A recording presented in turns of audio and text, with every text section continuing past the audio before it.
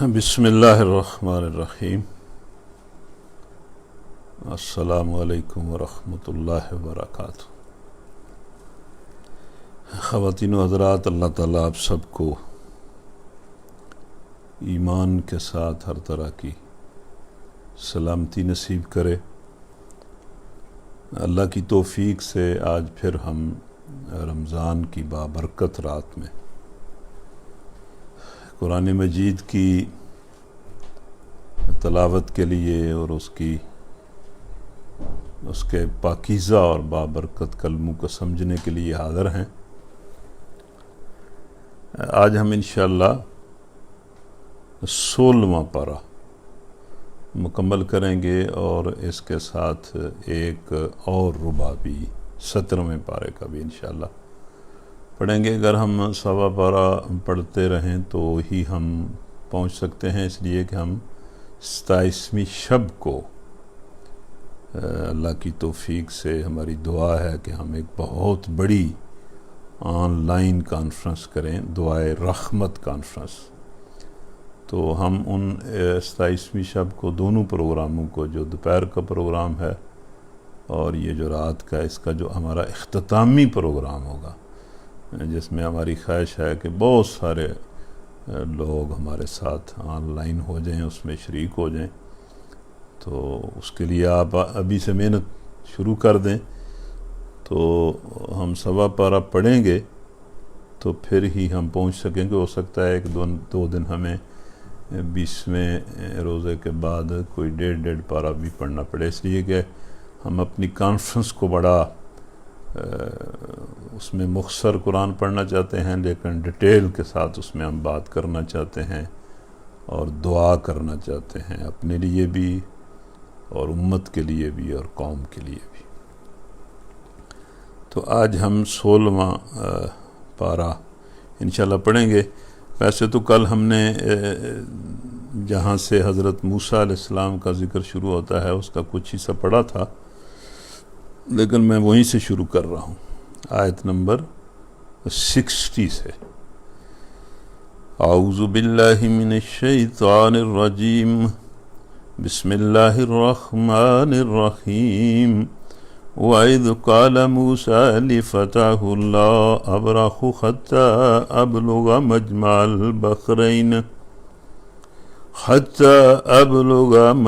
الْبَحْرَيْنِ أَوْ أَمْضِيَ حُقُبًا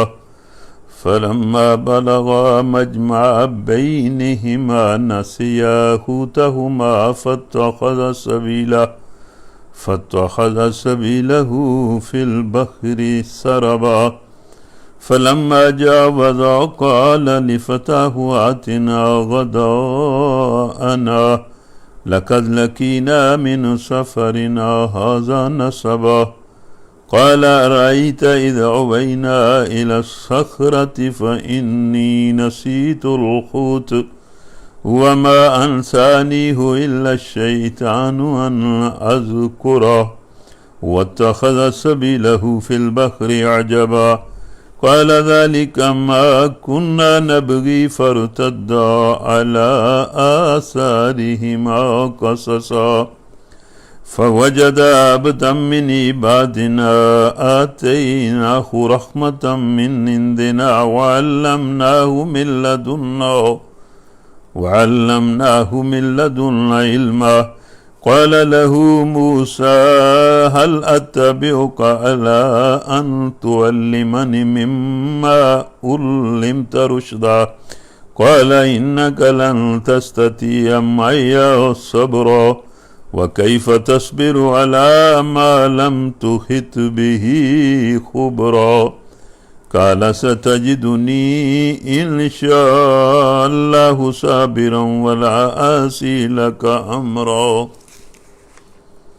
قَالَ فَإِنِ اتَّبَعْتَنِي فَلَا تَسْأَلْنِي عَن شَيْءٍ حَتَّىٰ أُحْدِثَ لَكَ مِنْهُ ذِكْرًا فَانطَلَقَا حَتَّىٰ إِذَا رَكِبَا فِي السَّفِينَةِ خَرَقَهَا قَالَ أَخَرَقْتَهَا لِتُغْرِقَ أَهْلَهَا لَقَدْ جِئْتَ شَيْئًا إِمْرًا قال ألم أقل إنك لن تستطيع معي صبرا قال لا تؤاخذني بما نسيت ولا ترهقني من أمري عسرا فانطلقا حتى إذا لقيا غلاما فقتله قال أقتلت نفسا زكية بغير نفس لقد جئت شيئا نكرا. تو یہ حصہ 15ویں پارے میں ہے، اور اس کے آگے جو حصہ ہے وہاں سے 16واں پارہ شروع ہو جاتا ہے. قال ألم أقل لك إنك لن تستطيع معي صبرا قال إن سألتك عن شيء بعدها فلا تصاحبني قد بلغت من لدني عذرا فانطلقا حتى إذا آتيا أهل قرية استطعما أهلها فأبوا أن يضيفوهما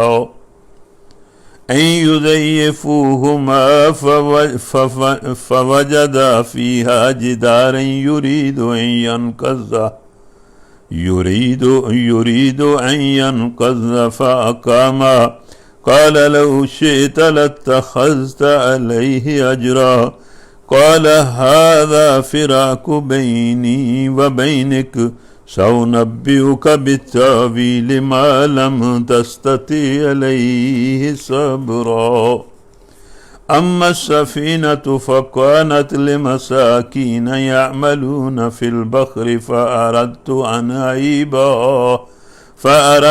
أن أعيبها وكان وراءهم ملك يأخذ كل سفينة غصبا وأما الغلام فكان أبواه مؤمنين فخشينا أن يرهقهما طغيانا وكفرا فأردنا أن يبدلهما ربهما خيرا منه زكاة وأقرب رحما. وأما الجدار فكان لغلامين يتيمين في المدينة وكان تحته كنز لهما وكان أبوهما صالحا فأراد ربك أن يبلغا أشدهما ويستخرج كنزهما رحمة من ربك وما فعلته عن أمري ذلك التأويل ما لم تستطع عليه صبرا. تو یہ میں نے کل آپ سے عرض کیا تھا کہ یہ جو سورہ کاف ہے، جس کے بارے میں نے یہ بھی آپ سے گزارش کی تھی کہ اس کو جمعے کے روز، ہر جمعے کے روز نماز جمعہ سے پہلے، اگر رہ جائے تو نماز جمعہ کے بعد بھی آپ تلاوت کر سکتے ہیں. ہر جمعے کو اس کی تلاوت جو ہے وہ کرنی چاہیے. نبی صلی اللہ علیہ وسلم نے اس کی بڑی برکات اور فضیلتیں بتائی. تو میں نے یہ بات کل آپ سے کی تھی کہ یہ اصل میں یہودیوں کے ساتھ مل کر مشرکین مکہ نے 3 سوال نبی صلی اللہ علیہ وسلم سے کیے تھے کہ بھائی اصحاب کہف کون تھے، موسیٰ علیہ السلام اور خضر کا کیا قصہ ہے، اور ذوالقرنین کون تھا. تو ان کے جواب میں یہ ساری صورت نازل ہوئی ہے، اور پھر ساری باتیں اللہ تعالیٰ نے بہت ساری اور باتیں بھی اس میں کی ہیں، بہت ساری باتیں جو ہیں وہ سمجھائی ہیں. قرآن کا جو موضوع ہے توحید ہے، آخرت ہے، اور مطلب اچھے اخلاق ہیں، وہ سارے اس صورت میں اللہ نے ساری چیزیں بیان کی ہیں. تو یہ جو آیتیں اب ہم نے پڑھی ہیں اس میں وہی موسیٰ علیہ السلام اور خضر کا قصہ ہے. اس کا خلاصہ اس طرح ہے، ہم ساری بات تو نہیں کر سکتے، اگر آپ توجہ کریں تو اس کا خلاصہ یہ ہے کہ ایک موقع پر نبی صلی اللہ علیہ وسلم اپنی امت کے لوگوں میں بیٹھ کر بات کر رہے تھے، کوئی واعظ و نصیحت کر رہے تھے، تو کسی نے ان سے سوال کیا کہ اس وقت دنیا میں سب سے زیادہ علم رکھنے والا کون ہے؟ تو انہوں نے ٹھیک جواب دیا، انہوں نے کہا کہ میں اللہ کا رسول ہوں، میں ہی اس وقت سب سے زیادہ علم رکھتا ہوں۔ لیکن اللہ تعالیٰ نے انہیں سمجھانے کے لیے، پھر ہمیں سمجھانے کے لیے، لوگوں کو سمجھانے کے لیے موسیٰ علیہ السلام سے کہا کہ ٹھیک ہے تیرے پاس علم ہے، ہم نے تجھے علم دیا، لیکن بہت سارے لوگ ہیں، میرے بندے ہیں جن کے پاس تجھ سے زیادہ علم ہے۔ اور پھر اللہ نے بتایا کہ فلاں جگہ جاؤ جہاں دو دریا آپس میں ملتے ہیں، وہاں ہمارا ایک بندہ تمہیں ملے گا اور وہ تم سے زیادہ علم رکھتا ہے، اس سے جا کے علم سیکھو۔ تو بڑا شوق پیدا ہوا موسیٰ علیہ السلام کو، اور موسیٰ علیہ السلام اپنے ایک غلام کو ساتھ لے کر نکل کھڑے ہوئے، اور جب نکلے تو بڑا اس طرح کے عزم کا اظہار کیا کہ میں چلتا رہوں گا، چلتا رہوں گا، چلتا رہوں گا، یہاں تک کہ میں اس جگہ پہنچ نہ جاؤں اور مطلب اس بندے سے مل نہ لوں۔ مطلب بڑا مصمم ارادہ کیا۔ اور پھر اللہ تعالیٰ نے کچھ نشانیاں بھی بتائی تھیں کہ جہاں اس طرح کا معاملہ ہوگا وہاں وہ بندہ تجھے مل جائے گا۔ تو بہرحال موسیٰ علیہ السلام جو ہیں انہوں نے سفر اختیار کیا، وہ بندہ موسیٰ علیہ السلام کو مل گیا، اور اس سے موسیٰ علیہ السلام نے گزارش کی کہ میں آپ کے ساتھ کچھ دیر رہنا چاہتا ہوں، اللہ تعالیٰ نے آپ کو جو علم دیا ہے میں اس کو سیکھنا چاہتا ہوں۔ تو اس نے کہا کہ آپ میرے ساتھ نہیں رہ سکتے، اس لیے کہ میں نے کچھ ایسے کام کرنے ہیں کہ چونکہ آپ کو اس کی حکمت پتہ نہیں ہوگی تو آپ میرے ساتھ صبر نہیں کر سکیں گے۔ لیکن موسیٰ علیہ السلام نے کہا کہ نہیں، آپ مجھے اپنے ساتھ رکھیں، میں انشاءاللہ صبر سے کام لوں گا اور آپ کی کوئی نافرمانی نہیں کروں گا، بڑا اچھا شاگرد ثابت ہوں گا، جو کچھ آپ کہیں گے وہی کروں گا۔ تو انہوں نے کہا ٹھیک ہے، لیکن شرط یہ ہے کہ میں جو کام کروں مجھ سے یہ نہ پوچھنا کہ بھئی سوال نہ کرنا کہ یہ آپ نے کیوں کیا۔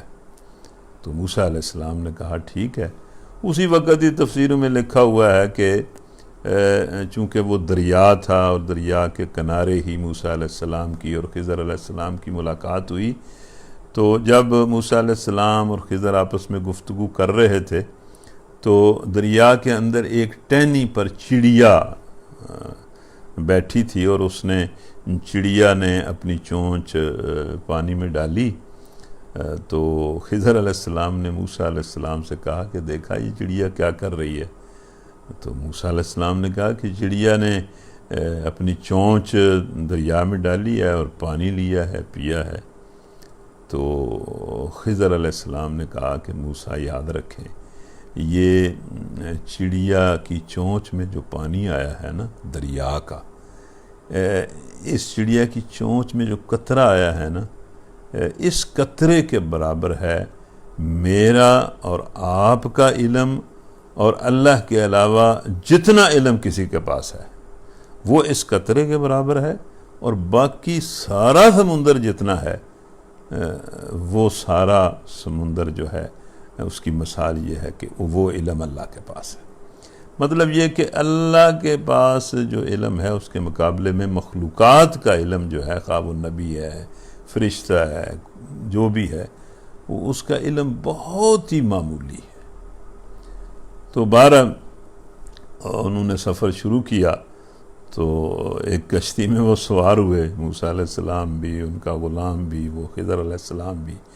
تو خضر علیہ السلام نے عین دریا کے اندر کشتی کا پھٹا توڑ دیا۔ تو موسیٰ علیہ السلام نے کہا کمال ہے، یہ آپ نے کیا کیا؟ مطلب یہ تو بندے غرق ہو جائیں گے۔ تو خضر علیہ السلام نے کہا کہ میں نے آپ سے کہا نہیں تھا کہ آپ میرے ساتھ صبر نہیں کر سکتے؟ تو موسیٰ علیہ السلام نے جو بات ان سے کی نا اس موقع پر، انہوں نے کہا کہ بھائی میرے ساتھ زیادہ سختی کا معاملہ نہ کریں، مطلب جب مجھ سے کوئی بھول ہو جائے تو میرے ساتھ نرمی کریں۔ تو پھر کہا، پھر وعدہ کیا کہ میں آپ سے کوئی سوال نہیں کرتا۔ تو اس طرح مطلب موسیٰ علیہ السلام کی اس بات سے محسوس ہوتا ہے کہ جب انہوں نے دیکھا کہ وہ اس بندے نے تو پھٹا توڑ دیا ہے، تو مطلب وہ بھول گئے کہ میں نے ان سے کوئی وعدہ کیا تھا۔ انہیں بڑی فکر لاحق ہو گئی کہ یہ تو ساری کشتی ڈوب جائے گی، بندے مر جائیں گے۔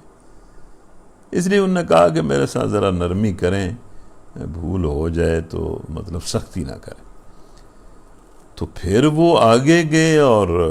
مطلب ایک بچے کو پکڑ کر خضر علیہ السلام نے اس کی گردن مروڑ دی، قتل کر دیا. اب موسیٰ علیہ السلام بھولے نہیں. موسیٰ علیہ السلام کو تو سخت افسوس ہوا. انہوں نے کہا کہ کمال ہے، آپ نے ایک معصوم بچے کو مطلب بغیر کسی آگ کے قتل کر دیا. تو پھر خضر علیہ السلام نے انہیں یاد کرایا کہ میں نے تو آپ کو کہا تھا کہ آپ میرے ساتھ صبر نہیں کر سکتے. تو پھر موسیٰ علیہ السلام بھی تھوڑے سے مطلب عجیب انہیں ہوا، بھئی یہ کیا معاملہ ہے. تو کہنے لگے کہ ٹھیک ہے، اب اگر میں بات کوئی آپ سے پوچھوں تو آپ مجھے اپنے سے الگ کر دیں. یہاں میرا اہل نبی صلی اللہ علیہ وسلم حدیث میں فرماتے ہیں کہ اللہ رحم کرے میرے بھائی موسیٰ علیہ السلام پر، اگر تھوڑا سا وہ مزید صبر کر لیتے تو بہت سارے راز اور کھل جانے تھے کہ یہ معاملات کس طرح دنیا میں اللہ چلا رہا ہے اور ان میں کیا حکمتیں ہوتی ہیں. لیکن بہرحال موسیٰ علیہ السلام نے کہا کہ بھائی اب اگر میں نے کوئی سوال کیا تو آپ مجھے اپنے آپ سے جدا کر دینا. آگے گئے تو ایک بستی میں گئے، اس بستی کے لوگوں سے انہوں نے کوئی مطلب کھانا یا کوئی اپنی مہمانی مانگی تو کسی نے ان کو پوچھا نہیں، کسی نے ان کو کوئی کھانا نہیں کھلایا. تو بڑا انہیں مسافروں کو ہوا کہ کمال ہیں بستی کے لوگ، ہمیں کسی نے کوئی ہماری آؤ بھگت ہی نہیں کی، ہمیں پوچھا ہی نہیں. تو جب واپس آنے لگے وہاں سے تو ایک دیوار بڑی بسیدہ دیوار تھی، بالکل گرنے والی تھی. وہ خضر علیہ السلام نے اس کو بنانا شروع کر دیا، اس کو بنا دیا، اس کو ٹھیک ٹھاک کر دیا. تو موسیٰ علیہ السلام نے کہا کہ کمال ہے، بستی والے لوگوں نے ہمیں پوچھا، کھانا بھی نہیں، تو آپ نے ان کی خواہ دیوار بنا دی. تو پھر خضر علیہ السلام نے کہا کہ ھذا فراق بینی و بینک، یہ میرے اور تیرے درمیان جدائی کا وقت ہے. تو پھر بتایا کہ میں نے یہ کام اپنی مرضی سے تو نہیں کی، میں نے تو اللہ کے حکم سے کیے. اور حکمت ان کی یہ ہے کہ پھٹا میں نے اس لیے توڑا کہ وہ تو پیچھے بادشاہ کے کرندے آ رہے تھے اور وہ جو کام کی کوئی کشتی ہوتی تھی اس کو وہ غصب کر رہے تھے. اور یہ بیچارے مسکین لوگ تھے جن کی کشتی تھی، تو ہم نے ان کو میں نے ان کو اس کشتی کو داغدار کیا تاکہ وہ دیکھیں اور اس کشتی کو چھوڑ جائیں، اور یہ بیچارہ اپنی مزدوری کرتا رہے. اور وہ جو بچہ تھا اس کو اس لیے مارا کہ اللہ نے حکم دیا کہ اس بچے کا جو مستقبل ہے یہ تو لگتا ہے کہ یہ لگتا کیا بلکہ اللہ کا علم یقینی ہے کہ یہ تو بڑا ہو کے بڑا باغی قسم کا اور اپنے والدین کا نافرمان قسم کا بچہ ہوگا. تو چونکہ اس کے والدین اہل مومن ہیں، اہل ایمان ہیں، تو اس کو ختم کر دو، اس کی جگہ ہم انہیں اچھا بچہ دیں گے. یہ بھی اللہ تعالیٰ کی ایک مایا ہے کہ اس بچے کے ذریعے بھی آزمایا. آگے بھی اللہ تعالیٰ نے خضر علیہ السلام کہتے ہیں کہ اللہ نے ارادہ کیا کہ اس بچے کو ہم ختم کر دیتے ہیں اور جو والدین ہیں ان کو اس سے اچھا بچہ اور فرما بردار بچہ دیتے ہیں. پھر وہ خضر علیہ السلام نے کہا کہ وہ جو بستی کی بات ہے، دیوار کی بات ہے، انہوں نے ہماری ضیافت کی یا نہ کی، ہم نے تو اللہ کے حکم سے، میں نے تو اللہ کے حکم سے جو کچھ کرنا ہے. وہ جو دیوار تھی اس کے نیچے 2 یتیم بچوں کا خزانہ تھا اور وہ بچے بھی چھوٹے تھے اور وہ دیوار گر رہی تھی اور خطرہ تھا کہ وہ خزانہ اگر ظاہر ہو گیا تو کوئی اس کو غصب کر لے گا. بچے تو چھوٹے ہیں، وہ تو ابھی بڑے نہیں ہوئے. تو ان کا باپ ان یتیم بچوں کا بڑا صالح تھا، تو اس صالح باپ کی وجہ سے ہم نے ان بچوں کے خزانے کی حفاظت کرنے چاہیے اور دیوار بنا دی. اب اس کی تفسیر میں بہت کچھ علماء نے لکھا ہے. جو بات دل لگتی ہے وہ یہ ہے کہ وہ خضر علیہ السلام اللہ کے فرشتے تھے اور فرشتے کائنات میں اس طرح کے کام کر رہے ہیں اللہ کے حکم سے، اور بندے کو پتہ نہیں ہوتا کہ ان میں حکمت کیا ہے. اور نیک لوگوں کے ساتھ اللہ کا معاملہ جو ہے وہ بہت اچھا ہوتا ہے کہ بظاہر ان کا کوئی نقصان بھی ہوتا ہے تو اس کے پیچھے ان بندوں کے لیے بڑا فائدہ ہوتا ہے۔ تو اس طرح اللہ تعالیٰ جو ہے وہ یہ نظام چلا۔ مجھے بڑا یاد ہے کہ میرا ایک دوست بہت مطلب اچھا، اب تو یعنی میرا خیال ہے اس کو کوئی فوت ہوئے کوئی مطلب 26 سال ہو گئے ہیں، 25-26 سال۔ اس کے چھوٹے چھوٹے بچے تھے، بالکل 3 بچے تھے اس کے، اور اس کا ایکسیڈنٹ ہوا اور فوت ہوا۔ مجھے اس کا بڑا دکھ ہوا، ظاہر ہے اس کی بیوہ کو بھی اس کا دکھ بڑا تھا، اس کے عزیزوں کو بھی بڑا دکھ تھا، لیکن مطلب صبر نہیں آتا تھا۔ اور یہ حصہ مجھے بڑا یاد ہے کہ یہ حصہ ان دنوں میں نے تلاوت کیا تو حوصلہ آ گیا کہ بھئی ہر کام میں اللہ کی حکمت ہوتی ہے جو ہماری آنکھوں سے پوشیدہ ہوتی ہے، اور یہ کوئی کائنات ہمارے کہنے سے تو چل نہیں رہی ہے، تو اللہ کے حکم کے تحت چل رہی ہے، اور اس کا بادشاہ تو اللہ ہے، ہوتا تو وہی ہے جو اللہ کرتا ہے، اور اللہ حکمت کے تحت کرتا ہے۔ بندے کے ظرف میں، اللہ کے ظرف میں تو ظاہر ہے زمین آسمان کیا مطلب غیر معمولی فرق ہے۔ تو یہ خضر علیہ السلام اور موسیٰ علیہ السلام کا مختصر سا قصہ ہے۔ وَيَسْأَلُونَكَ عَنْ ذِي الْقَرْنَيْنِ قُلْ سَأَتْلُو عَلَيْكُمْ مِنْهُ ذِكْرًا إِنَّا مَكَّنَّا لَهُ فِي الْأَرْضِ وَآتَيْنَاهُ مِنْ كُلِّ شَيْءٍ سَبَبًا فَأَتْبَعَ سَبَبًا حَتَّى إِذَا بَلَغَ مَغْرِبَ الشَّمْسِ وَجَدَهَا تَغْرُبُ فِي عَيْنٍ حَمِئَةٍ وَوَجَدَ عِندَهَا قَوْمًا قُلْنَا يَا ذَا الْقَرْنَيْنِ إِمَّا أَن تُعَذِّبَ وَإِمَّا أَن تَتَّخِذَ فِيهِمْ حُسْنًا قَالَ أَمَّا مَنْ ظَلَمَ فَسَوْفَ نُعَذِّبُهُ ثُمَّ يُرَدُّ إِلَىٰ رَبِّهِ فَيُعَذِّبُهُ عَذَابًا نُكْرًا وَأَمَّا مَنْ آمَنَ وَعَمِلَ صَالِحًا فَلَهُ جَزَاءً الْحُسْنَى وَسَنَقُولُ لَهُ مِنْ أَمْرِنَا يُسْرًا ثُمَّ أَتْبَعَ سَبَبًا حَتَّى إِذَا بَلَغَ مَطْلِعَ الشَّمْسِ وَجَدَهَا تَطْلُعُ عَلَىٰ قَوْمٍ لَّمْ نَجْعَل لَّهُم مِّن دُونِهَا سِتْرًا كَذَٰلِكَ وَقَدْ أَحَطْنَا بِمَا لَدَيْهِ خُبْرًا ثُمَّ أَتْبَعَ سَبَبًا حَتَّىٰ إِذَا بَلَغَ بَيْنَ السَّدَّيْنِ وَجَدَ مِن دُونِهِمَا قَوْمًا لا يكادون يفقهون قولا قالوا يا ذا القرنين إن يأجوج وماجوج مفسدون في الأرض فهل نجعل لك خرجا على أن تجعل بيننا وبينهم سدا قال ما مكنني فيه ربي خير فأعينوني بقوة أجعل بينكم وبينهم ردما آتوني زبر الحديد حتى إذا ساوى بين الصدفين قال انفخوا حتى إذا جعله نارا قال آتوني أفرغ عليه قطرا فما استطاعوا أن يظهروه وما استطاعوا له نقبا قال هذا رحمة من ربي هذا رحمة من ربي فإذا جاء وعد ربي جعله دكا وكان وعد ربي حقا وتركنا بعضهم يومئذ يموج في بعض فنفخ في السور فجمعناهم جمعا وأردنا جهنم يومئذ للكافرين عرضا الذين كانت أعينهم في غطاء عن ذكري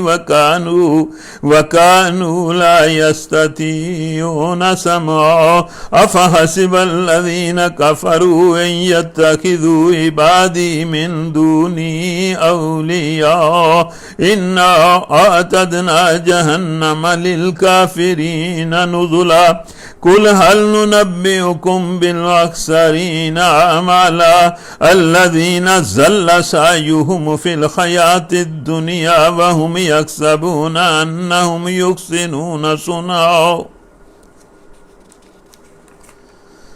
أولئك الذين كفروا بآيات ربهم ولقائه فحبطت أعمالهم فلا نقيم لهم يوم القيامة وزنا ذلك جزاؤهم جهنم بما كفروا واتخذوا آياتي ورسلي هزوا إن الذين آمنوا وعملوا الصالحات كانت لهم جنات الفردوس نزلا خالدين فيها لا يبغون عنها حولا قل لو كان البحر مدادا لكلمات ربي لنفد البحر قبل أن تنفد كلمات ربي ولو جئنا بمثله مددا قل إنما أنا بشر مثلكم يوحى إلي أنما إلهكم إله واحد فمن كان يرجو لقاء ربه فليعمل عملا صالحا ولا يشرك بعبادة ربه أحدا۔ تو یہاں سورہ کاف مکمل ہو رہی ہے۔ تو تیسرا سوال ان کا تھا کہ بھائی ذوالقرنین کون ہے؟ تو یہ پیچھے جو آیات ہم نے پڑھی ہیں ان میں ذوالقرنین کا ذکر ہے۔ اس کا ذکر ذوالقرنین کا آیت نمبر 83 سے شروع ہوتا ہے۔ ظاہر ہے ڈیٹیل سے تو میں بار بار کہہ رہا ہوں کہ ہم بات نہیں کرتے، لیکن بات کو ہم سمجھ رہے ہیں کہ عام طور پر یہ سمجھا جاتا ہے ذوالقرنین کے حوالے سے آپ بات سمجھ لیں کہ عام طور پر ہمارا یہ خیال ہے، اور ہم جس دنیا میں رہ رہے ہیں اس دنیا میں ہمارا ظاہر ہے یہی خیال بن سکتا ہے کہ بھئی یہ جو بادشاہ ہوتے ہیں اور حکمران ہوتے ہیں یہ زیادہ برے لوگ ہوتے ہیں، ظالم لوگ ہوتے ہیں، کوئی اچھے لوگ نہیں یہ ہوتے اور لوگوں پر زیادتی کرتے ہیں۔ لیکن ایسا نہیں ہے۔ اللہ تبارک و تعالیٰ نے انسانی تاریخ میں بڑے بڑے ظالم لوگوں کو بھی حکمرانی دی ہے، مثلا فرعون ہے، نمرود ہے، شداد ہے، اور بڑے بڑے مطلب ظالم حکمران جو ہیں وہ ہوئے ہیں۔ لیکن اس کے ساتھ ہی اللہ تعالیٰ نے بڑے بڑے نیک لوگوں کو بھی حکمرانی دی۔ اب مطلب جہاں فرعون حکمران رہا ہے یا نمرود رہا ہے یا آج کل کے جو حکمران ہمیں نظر آتے ہیں وہ حکمران ہیں، تو اسی دنیا میں سلیمان علیہ السلام بھی حکمران رہے ہیں، داؤد علیہ السلام بھی حکمران رہے ہیں، یوسف علیہ السلام بھی حکمران رہے ہیں، اور پھر عمر فاروق بھی حکمران رہے ہیں۔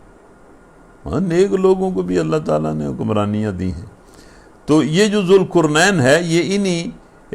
ایک ایسا حکمران تھا جو بڑا سہل اور نیک تھا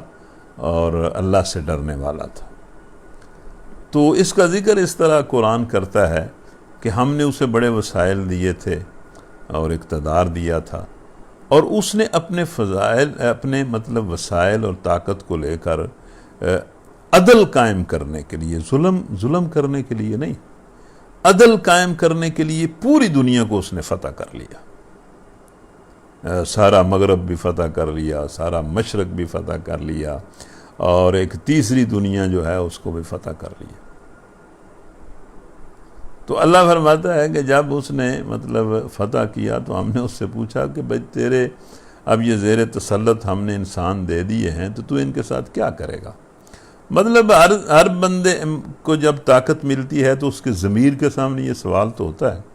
تو اللہ تعالیٰ نے ذوالقرنین سے مطلب اس کے ضمیر کے سامنے یہ سوال رکھا کہ اب تو نے کیا کرنا ہے. تو اس نے کہا کہ یا اللہ میں تو مطلب جو مجرم ہوگا ظالم ہوگا اس کو تو نہیں چھوڑوں گا، سزا دوں گا، لیکن جو لوگ ایمان لاتے ہیں، نیک عمل کرتے ہیں، دوسروں کے ساتھ کوئی زیادتی نہیں کرتے، ان کا بدلہ تو ہی دے سکتا ہے، ان کا بدلہ تو جنت ہے، میں تو نہیں دے سکتا. لیکن میں ان کے لیے آسان حکم مطلب حکومت میں ان کے لیے آسانی کروں گا، ایک ویلفیئر سٹیٹ بناؤں گا، لوگوں کے لیے آسانیاں پیدا کروں گا، ایسے لوگوں کے لیے. مطلب اس سے مطلب یہ ظاہر ہوتا ہے نا کہ ایک جو صالح حکمران ہے اس کا کام یہ ہے کہ جو لوگ مجرم ہیں، جو لوگ فساد پیدا کرتے ہیں، ان کو وہ کھلی چھٹی نہ دے، ان کو قابو کرے، اور جو لوگ پرامن ہیں، عوام ہیں، ان کے لیے مطلب ایک ایسے حکم ہیں، ایسی قانون سازی کرے جس میں ان کے لیے آسانیاں اور آزادیاں ہوں، تاکہ وہ آسانی سے اپنی زندگی بسر کر سکے. اور پھر اسی بادشاہ کے بارے میں آتا ہے کہ اس نے ایک تیسری مہم شروع کی، اور اس مہم میں مطلب بہت دور نکل گیا، ساری متمدن دنیا فتح کر لی. تو کچھ لوگ ایسی جگہ مطلب اسے کچھ لوگ ملے جو بالکل ہی غیر متمدن سے لوگ تھے. تو انہوں نے جب اس کی بادشاہی کو دیکھا تو انہوں نے کہا کہ بھئی یہاں کچھ لوگ رہتے ہیں یاجوج ماجوج، وہ ہمیں بڑا تنگ کرتے ہیں، ہم مطلب ڈاکے مارتے ہیں، ہمارے بندوں کو قتل کر جاتے ہیں، ہمیں لوٹ کے لے جاتے ہیں. تو اتنا بڑا بادشاہ ہے ان کے اور ہمارے درمیان اگر تو کوئی رکاوٹ بنا دے تو ہم تجھے ٹیکس دینے کے لیے تیار ہیں، پیسے دینے کے لیے تیار. تو یہ دنیا کا واحد بادشاہ ہے کہ اس نے کہا کہ بھائی مجھے کوئی ٹیکس کی ضرورت نہیں ہے، اللہ کا دیا ہوا میرے پاس بڑا ہے، میرا فرض ہے کہ میں اپنی رعایا کی حفاظت کروں اس طرح کے لوگوں سے. تو میں ان کے اور تمہارے درمیان ایک دیوار بنا دیتا ہوں، ایک دیوار کھڑی کر دیتا ہوں، آپ بس جسمانی جو طاقت ہے اس سے میری مدد کریں، مطلب آپ مزدوری کریں، مطلب اس دیوار بنانے میں اس طرح میری مدد کریں. تو پھر یہ بڑا عجیب ایک عجوبہ ہے انسانی تاریخ کا کہ ذوالقرنین نے کوئی 30 لمبی کہ پتہ نہیں 50 میل لمبی ایک لوہے کی دیوار اس زمانے میں 50 میل لمبی، 30 فٹ اونچی اور کوئی 2.5-3 فٹ چوڑی لوہے کی دیوار بنا دی. پتہ نہیں کس طرح اس نے لوہے کی چادریں تیار کیں، ان کو جوڑا، اور پھر جب وہ دیوار اس نے بنائی تو اس نے کہا کہ اب اس کو آگ لگاؤ. اور اتنی آگ اس کو لگائی گئی، پتہ نہیں کس طرح لگائی، کہ جب اس کا رنگ بالکل آگ کی طرح ہو گیا، لوہا بالکل سرخ ہو گیا، تو ذوالقرنین نے کہا کہ لاؤ اب میں اس پر پگھلا ہوا تانبا ڈالتا ہوں. اور اس پر وہ پگھلا کے تانبا ڈالا، بالکل وہ سخت مطلب بہت ہی سخت ہو گئی وہ دیوار. اور پھر اس نے کہا کہ اب وہ جو یاجوج ماجوج ہیں نہ اس کو توڑ کر تم پر حملہ کر سکتے ہیں، نہ اس کو پھلانگ کر آ سکتے ہیں. لیکن بہرحال مطلب ہے کہ پھر یہاں پر ذوالقرنین نے ایک جملہ کہا جو بڑا تاریخی جملہ ہے. مطلب ایسا بادشاہ جس نے پورا مغرب فتح کیا، پورا مشرق فتح کیا، اور ایک تیسری دنیا فتح کی، اور ایک عجیب و غریب دیوار بنائی، اور دیوار کو جب اس نے مکمل کیا تو اس نے کہا کہ ھذا رحمت من ربی، یعنی اس میں میرا کوئی کمال نہیں ہے، یہ میرے رب کی رحمت ہے. آپ دیکھیں یہ چھوٹے چھوٹے جو ہیں وہ سردار یہ میں کرتے رہتے ہیں کہ ہم بڑی چیز ہیں، ہم بڑی چیز ہیں، حالانکہ کچھ بھی نہیں ہوتے. لیکن اس بندے نے کہا ھذا رحمت من ربی، جس طرح عمر فاروق کہا کرتے تھے اپنا گریبان پکڑ کر کہ عمر تو کیا چیز ہے، تیرا باپ تو اونٹ چراتا تھا مکے کی وادیوں میں، تو پیچھے پیچھے ہوتا تھا، تیرے تن پر قمیض بھی نہیں ہوتی تھی. اور یہ محمد صلی اللہ علیہ وسلم کا اور اسلام کا فیض ہے کہ اب تو دنیا کا حکمران ہے، بادشاہ ہے. تو یہ تو اللہ کی رحمت ہے.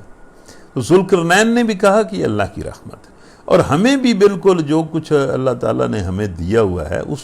کو یہی سمجھنا چاہیے کہ اللہ کی رحمت ہے، اور اللہ ہی کی رحمت کو ہمیں آواز دینی چاہیے۔ ہم یہاں پر اللہ سے دعا کرتے ہیں کہ یا اللہ اپنی طرف سے رحمت فرما، اور اس امت میں اب بھی کوئی ایسے ذوالقرنین اٹھا کہ جو اس دنیا میں محمد صلی اللہ علیہ وسلم کی شریعت کے مطابق عدل کا نظام قائم کرے۔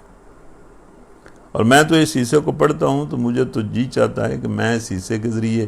امت کے نوجوانوں کو یہ میسج دوں کہ نوجوانوں، زندگی کے بڑے بڑے مقاصد طے کرو، اللہ کے لیے خالص ہو کر کو بڑے بڑے عزم کرو، اور ان عزائم کا پورا کرو۔ یہ تو زندگی ایک مرتبہ ہی ہے، اور اتنی ہے جتنی اللہ نے دینی ہے۔ تو زندگی کو ضائع کرنے کی بجائے اس میں کوئی کام کرو۔ تو ذوالقرنین نے کہا کہ بھئی اللہ کی رحمت ہے، اب یہ دیوار ٹوٹے گی نہیں، لیکن جب اللہ توڑنا چاہے گا تو توڑ دے گا، اور اگر نہیں بھی ٹوٹے گی مطلب دنیا کی زندگی میں، تو قیامت کا جھٹکا اسے توڑ دے گا۔ تو یہ سورہ کاف تھی۔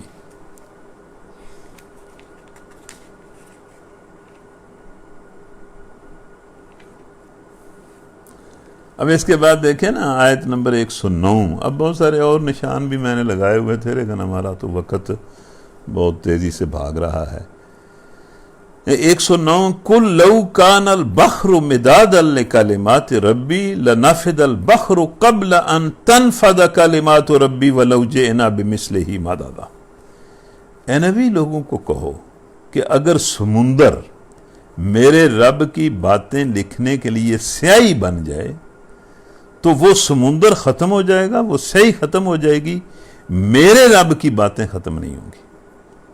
بلکہ اگر اتنی ہی سیاہی مطلب اتنا ہی سمندر اور آ جائے، اور پھر بھی میرے رب کی باتیں ختم نہیں ہوگی۔ باتوں کا مطلب یہ ہے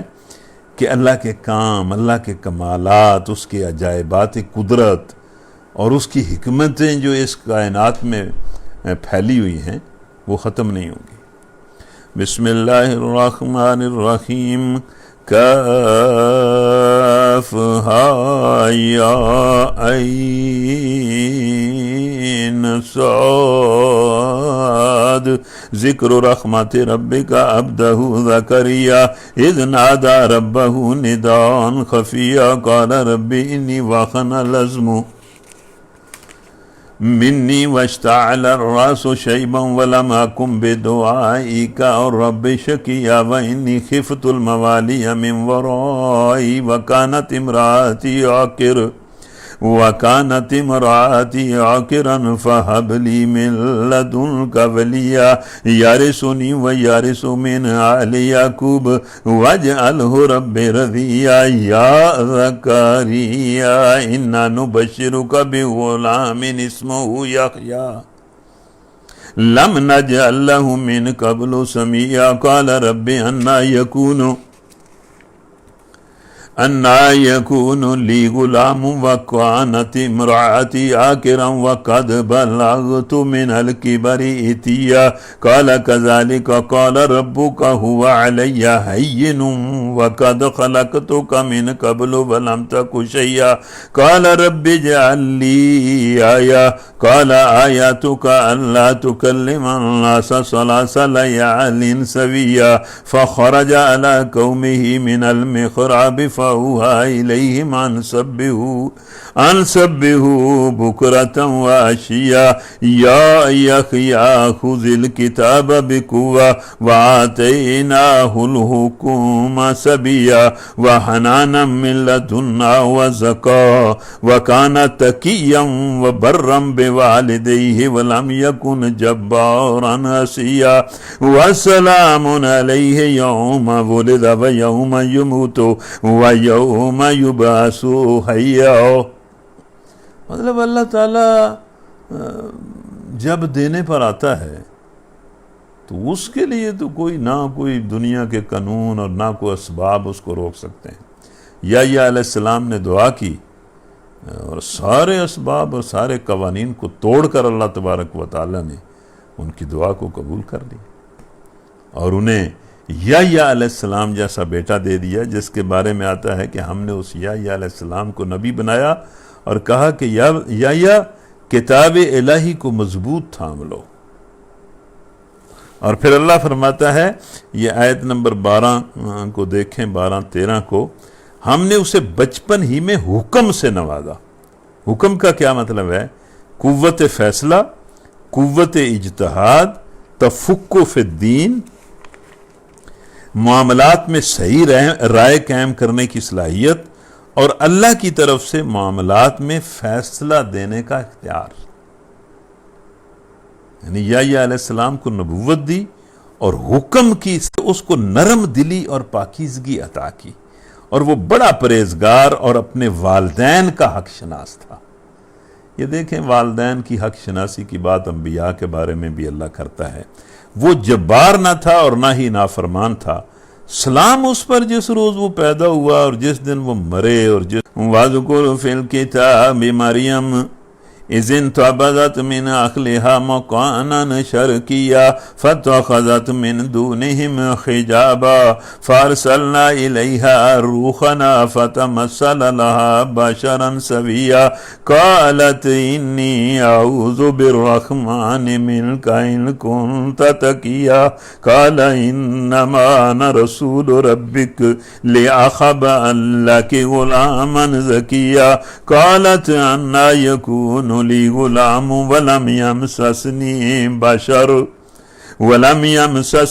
بَشَرٌ وَلَمْ أَكُ بَغِيًّا قَالَ كَذَلِكَ قَالَ رَبُّكِ هُوَ عَلَيَّ هَيِّنٌ وَلِنَجْعَلَهُ آيَةً لِلنَّاسِ وَرَحْمَةً مِنَّا وَكَانَ أَمْرًا مَقْضِيًّا فَحَمَلَتْهُ فَانْتَبَذَتْ بِهِ مَكَانًا قَصِيًّا فَأَجَاءَهَا الْمَخَاضُ إِلَى جِذْعِ النَّخْلَةِ قَالَتْ يَا لَيْتَنِي مِتُّ قَبْلَ هَذَا وَكُنْتُ نَسِيًّا مَنْسِيًّا فَنَادَاهَا مِنْ تَحْتِهَا أَلَّا تَحْزَنِي قَدْ جَعَلَ رَبُّكِ تَحْتَكِ سَرِيًّا وَهُزِّي إِلَيْكِ بِجِذْعِ النَّخْلَةِ تُسَاقِطْ عَلَيْكِ رُطَبًا جَنِيًّا فَكُلِي وَاشْرَبِي وَقَرِّي عَيْنًا فَإِمَّا تَرَيِنَّ من البشر أحدا فقولي إني نذرت للرحمن صوما فلن أكلم اليوم إنسيا فآتت به قومها تحمله قالوا يا مريم لقد جئت شيئا فريا يا أخت هارون ما كان أبوك امرأ سوء وما كانت أمك بغيا فأشارت إليه قالوا كيف نكلم من كان في المهد صبيا قال إني عبد الله آتاني الكتاب وجعلني نبيا وجعلني مباركا أينما كنت وأوصاني بالصلاة والزكاة ما دمت حيا وبرا بوالدتي ولم يجعلني جبارا شقيا والسلام علي يوم ولدت ويوم أموت ويوم أبعث حيا ذلك عيسى ابن مريم قول الحق الذي فيه يمترون۔ ہمارے ایک بزرگ ہیں، وہ قرآن کے حافظ ہیں۔ وہ کہتے ہیں کہ میرے دادا نے مجھے بڑی شوق سے قرآن حفظ کروایا تھا، اور میں نے 8-10 سال کی عمر میں قرآن حفظ کر لیا تھا۔ تو وہ باہر، مطلب ہم زمیندار لوگ ہیں، باہر ڈیرے پر میرے دادا ہوتے تھے اور میرے ساتھ بڑا پیار کرتے تھے، اور باہر ہی ایک درخت کے سائے میں وہ بیٹھے ہوتے تھے اور مجھے کبھی کہتے کہ بیٹا مجھے قرآن سناؤ۔ تو میں انہیں قرآن سناتا تھا۔ جب سورہ مریم آتی تھی تو میں پڑھتا جاتا تھا، اور جتنی دیر میں سورہ مریم پڑھتا رہتا تھا میرے دادا روتے رہتے تھے۔ اور شاید یہی وہ حصہ ہے جو بندے کو رلا دیتا ہے کہ آیت نمبر 27 کو آپ دیکھیں، پھر مریم اس بچے کو لیے ہوئے اپنی قوم کے سامنے آئی. لوگ کہنے لگے اے مریم یہ تو نے بڑا پاپ کر ڈالا. اے ہارون کی بہن نہ تیرا باپ کوئی برا آدمی تھا اور نہ تیری ماں ہی کوئی بدکار عورت تھی، یہ نے کیا کر دیا؟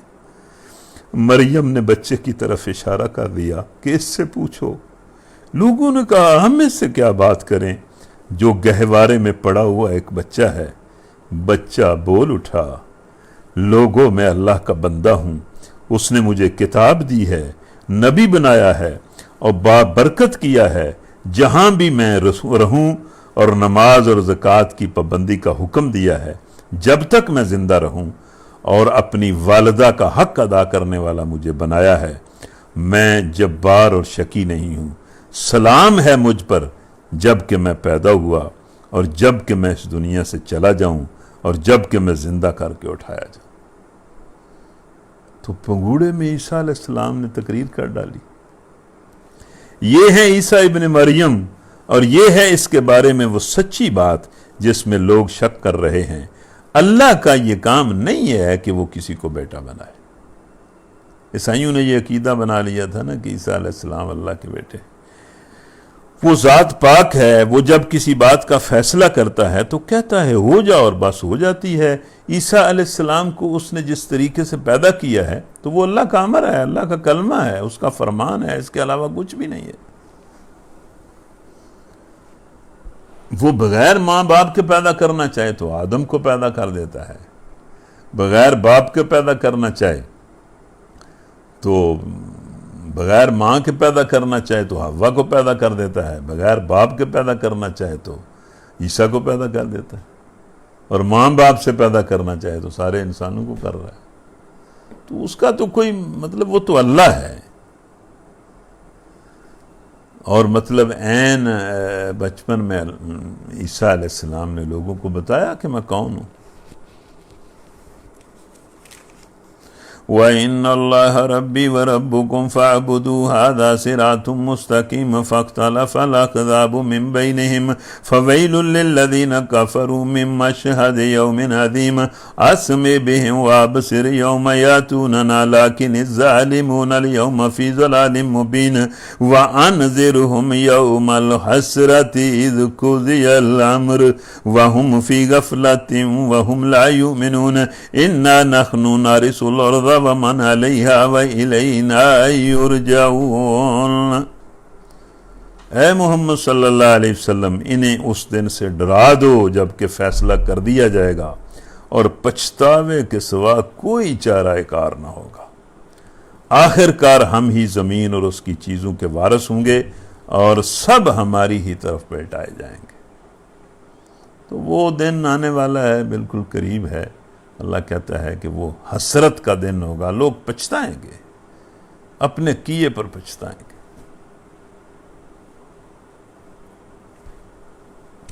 وَاذْكُرْ فِي الْكِتَابِ إِبْرَاهِيمَ إِنَّهُ كَانَ صِدِّيقًا نَبِيًّا إِذْ قَالَ لِأَبِيهِ يَا أَبَتِ لِمَ تَعْبُدُ مَا لَا يَسْمَعُ وَلَا يُبْصِرُ وَلَا يُغْنِي عَنكَ شَيْئًا يَا أَبَتِ إِنِّي قَدْ جَاءَنِي مِنَ الْعِلْمِ مَا لَمْ يَأْتِكَ فَاتَّبِعْنِي أَهْدِكَ صِرَاطًا سَوِيًّا يَا أَبَتِ لَا تَعْبُدِ الشَّيْطَانَ إِنَّ الشَّيْطَانَ كَانَ لِلرَّحْمَنِ عَصِيًّا يا أبت إني أخاف أن يمسك عذاب من الرحمن فتكون للشيطان وليا قال أراغب أنت عن آلهتي يا إبراهيم لئن لم تنته لأرجمنك واهجرني مليا قال سلام عليك سأستغفر لك ربي إنه كان بي خفيا وأعتزلكم وما تدعون من دون الله وأدعو ربي عسى ألا أكون بدعاء ربي شقيا فلما اعتزلهم وما يعبدون من دون الله وهبنا له إسحاق ويعقوب وكلا جعلنا نبيا ووهبنا لهم من رحمتنا وجعلنا لهم لسان صدق عليا واذكر في الكتاب موسى إنه كان مخلصا وكان رسولا نبيا وناديناه من جانب الطور الأيمن وقربناه نجيا ووهبنا له من رحمة أخاه هارون نبيا واذكر في الكتاب إسماعيل إنه كان صادق الوعد وكان رسولا نبيا وكان يأمر أهله بالصلاة والزكاة وكان عند ربه مرضيا واذكر في الكتاب إدريس إنه كان صديقا نبيا ورفعناه مكانا عليا أولئك الذين أنعم الله عليهم من النبيين من ذرية آدم وممن حملنا مع نوح ومن ذرية إبراهيم وإسرائيل وممن هدينا واجتبينا إذا تتلى عليهم آيات الرحمن خروا سجدا وبکیا. یہ سجدے کی آیت ہے، بعد میں سجدہ کر لیں. علماء نے پوری گنجائش دی ہے کہ اس طرح کوئی تعلیم کا کام چل رہا ہو تو استاد بھی اور شاگرد بھی بعد میں سجدہ کر سکتے ہیں. یاد رکھیں سجدہ کریں. اور سجدہ تلاوت میں ایک بات آپ کو یہ اگر آپ کے ذہن میں رہ جائے، اللہ کرے آپ جاگ رہے ہوں، کہ یہ جو سجدہ تلاوت ہے یہ ایک سمبل ہے. اس کا مطلب یہ ہے کہ قرآن ہے ہی اس لیے کہ قرآن کو بندہ سمجھے اور اللہ کے سامنے سجدہ ریز ہو جائے، یعنی اپنی پوری زندگی کو اللہ کے سامنے سجدے کی شکل دے دے. اور یہ جو کہیں کہیں سجدہ ہے یہ اسی بات کو یاد کرانے کے لیے ہے کہ قرآن تمہیں اللہ کے سامنے سجدہ ریز کرنے کے لیے آیا ہے. تو یہ مطلب سورہ مریم میں پیچھے یہاں تک جتنا ذکر ہے وہ انبیاء کا ذکر ہے. اور یاد رکھیں کہ اللہ کی طرف سے جو انسانوں کے قائد اور لیڈر ہیں وہ یہی انبیاء ہیں. مطلب جائز لیڈر اور جن کو لیڈری کی سند حاصل ہے کہ جا کر انسانوں کی قیادت کریں، وہ یا تو انبیاء ہیں اور یا پھر آج کے زمانے میں اور قیامت تک وہ بندہ انسانوں کا جائز لیڈر ہے جو محمد صلی اللہ علیہ وسلم کا غلام ہو اور ان کا مطلب ان کی اتباع کرنے والا ہو، وہ لیڈر ہو سکتا ہے. باقی کسی کو لیڈری کا حق نہیں ہے. باقی جتنے لیڈر ہیں وہ انہوں نے نبی صلی اللہ علیہ وسلم کے حق کے قیادت کو غصب کیا ہے اور انہوں نے ٹھیک نہیں کیا. فخلف من بعدهم خلف اضاعوا الصلاة واتبعوا الشهوات فسوف يلقون غيا إلا من تاب وآمن وعمل صالحا فأولئك يدخلون الجنة ولا يظلمون شيئا جنات عدن التي وعد الرحمن عباده بالغيب إنه كان وعده ماتيا لا يسمعون فيها لغوا إلا سلاما ولهم رزقهم فيها بكرة وعشيا تلك الجنة التي نورث من عبادنا من كان تقيا وما نتنزل إلا بأمر ربك له ما بين أيدينا وما خلفنا وما بين ذلك وما كان ربك نسيا. رب السماوات والارض وما بينهما فاعبده واستبر لعبادته هل تعلم له سميا ويقول الانسان اذا ما مت لسوف اخرج حيا اولا يذكر الانسان انا خلقناه من قبل ولم يك شيئا فوربك لنحشرنهم والشياطين ثم لنحضرنهم ثم لنخذرنهم حول جهنم جثيا ثم لننزعن من كل شيعة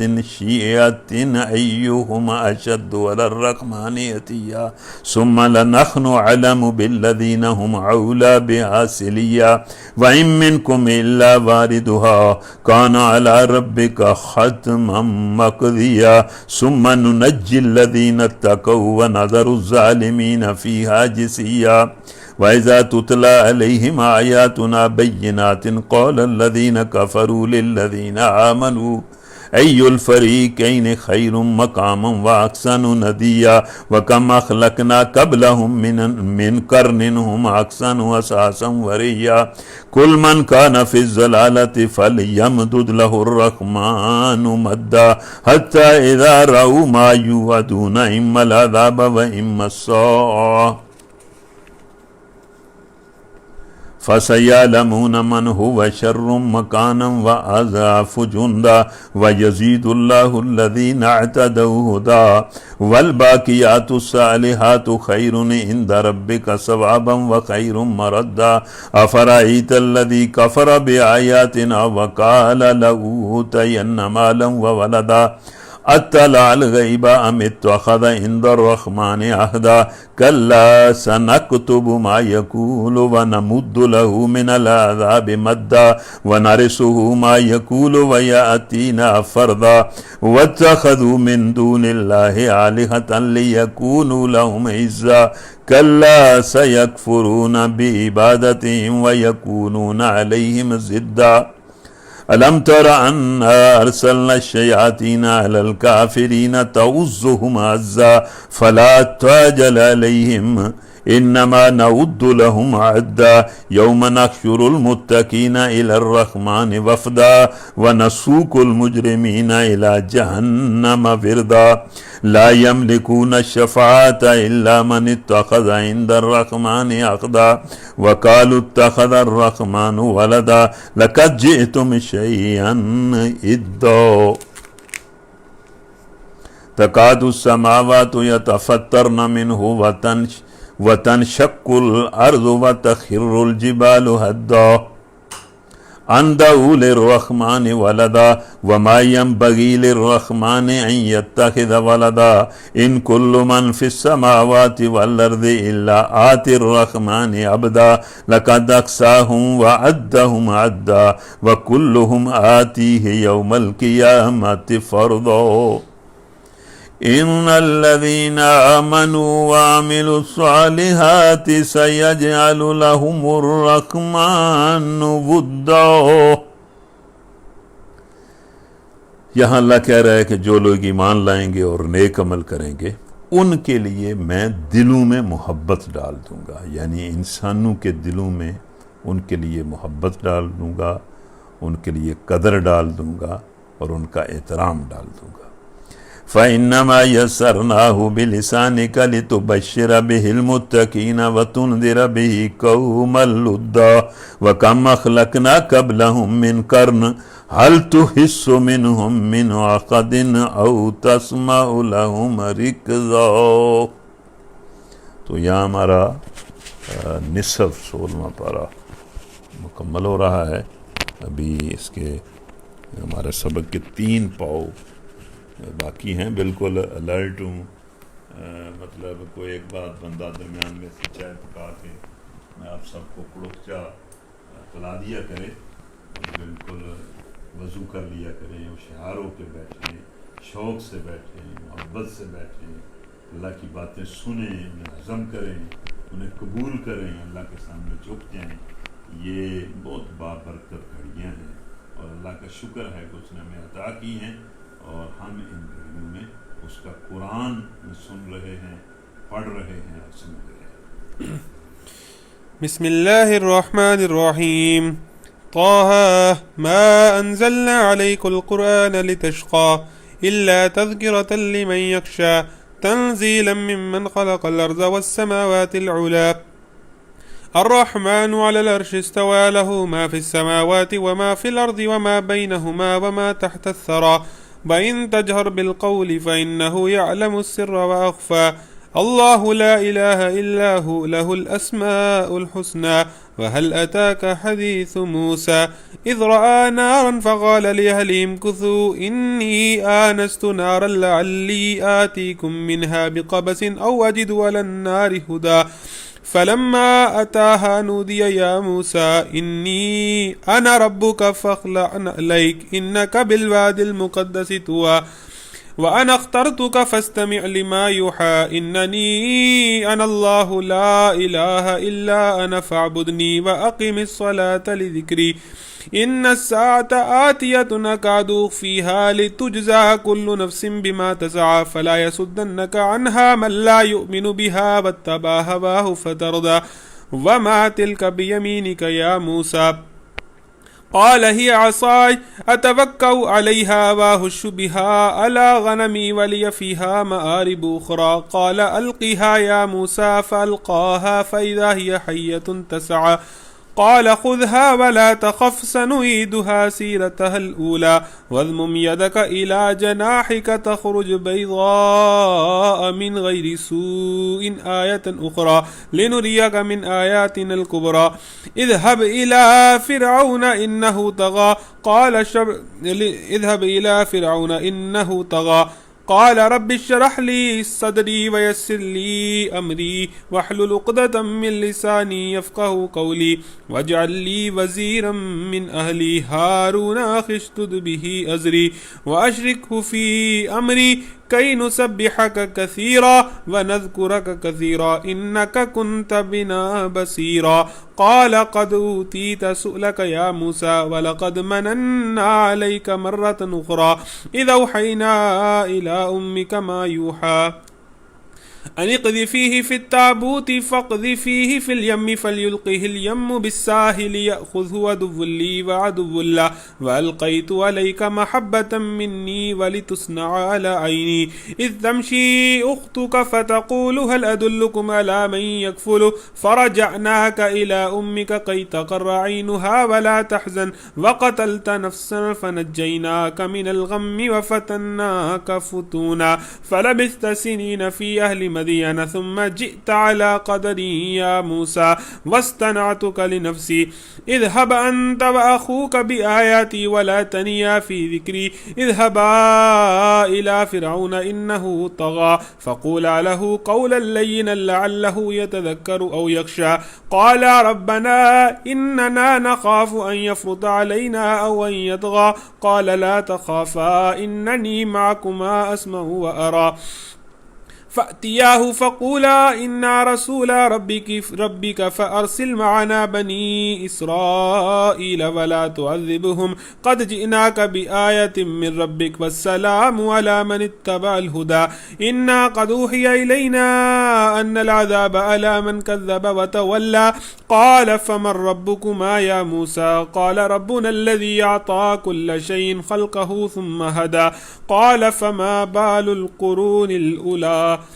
قال علمها عند ربي في كتاب لا يذل ربي ولا ينسى الذي جعل لكم الأرض مهدا وسلك لكم فيها سبلا وأنزل من السماء ماء فأخرجنا به أزواجا من نبات شتى كلوا وارعوا أنعامكم إن في ذلك لآيات لأولي النهى منها خلقناكم وفيها نعيدكم ومنها نخرجكم تارة أخرى ولقد أريناه آياتنا كلها فكذب وأبى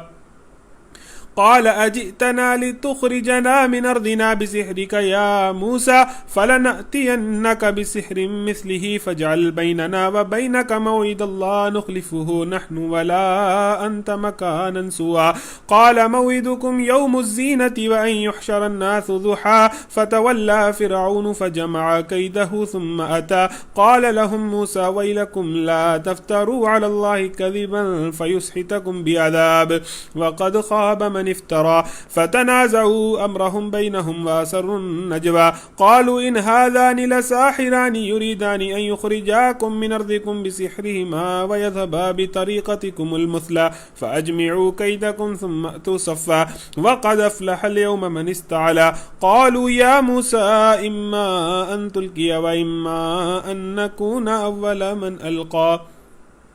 قال بل ألقوا فإذا حبالهم وعصيهم يخيل إليه من سحرهم أنها تسعى فأوجس في نفسه خيفة موسى قلنا لا تخف إنك أنت الأعلى وألق ما في يمينك تلقف ما صنعوا إنما صنعوا كيد ساحر ولا يفلح الساحر حيث أتى فألقي السحرة سجدا قالوا آمنا برب هارون وموسى قال آمنتم له قبل أن آذن لكم إنه لكبيركم الذي علمكم السحر فلأقطعن أيديكم وأرجلكم من خلاف ولأصلبنكم في جذوع النخل ولتعلمن أينا أشد عذابا وأبقى قالوا لن نؤثرك على ما جاءنا من البينات والذي فطرنا فاقض ما أنت قاض إنما تقضي هذه الحياة الدنيا إنا آمنا بربنا ليغفر لنا خطايانا وما أكرهتنا عليه من السحر والله خير وأبقى إنه من يأتي ربه مجرما فإن له جهنم لا يموت فيها ولا يحيا ومن يأته مؤمنا قد عمل الصالحات فأولئك لهم الدرجات العلى جنات عدن تجري من تحتها الأنهار خالدين فيها وذلك جزاء من تزكى.